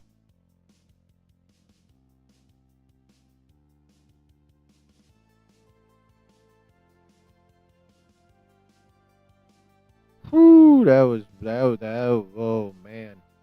Oh man. No, thank you. Ugh.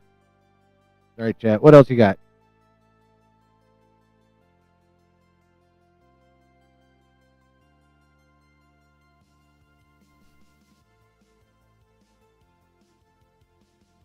All right. Oh, I told you it was going to be a girthy one. We're creeping up on 3.5 hours. So there you go. I hope you feel spread. But I am going to dip. Been a long motherfucking week.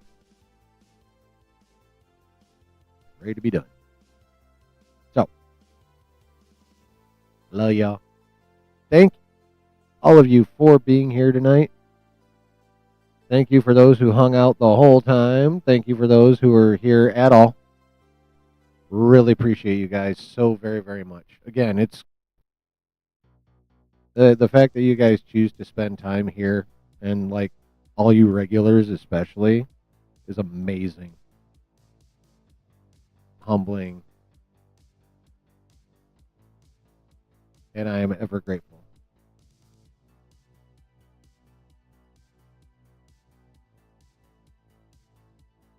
Go easy on him. It's his first day as a king. I know. Kind of happy Major's fucked up. I mean, I'm not happy for the lady, but putting the nail in that coffin was in the coffin of that story is yeah.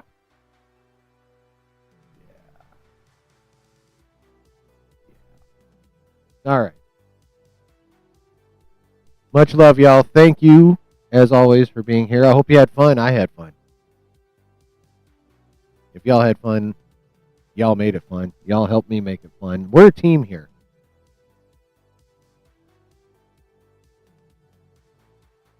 We make these streams good. Okay? So just remember that. And yeah, have a good rest of your weekend, and we'll see you back here next Wednesday evening at 9 Eastern. All right? Where we'll get caught up on the news from the first half of the week. Have a good one, guys. Be safe out there. Much love. Bye.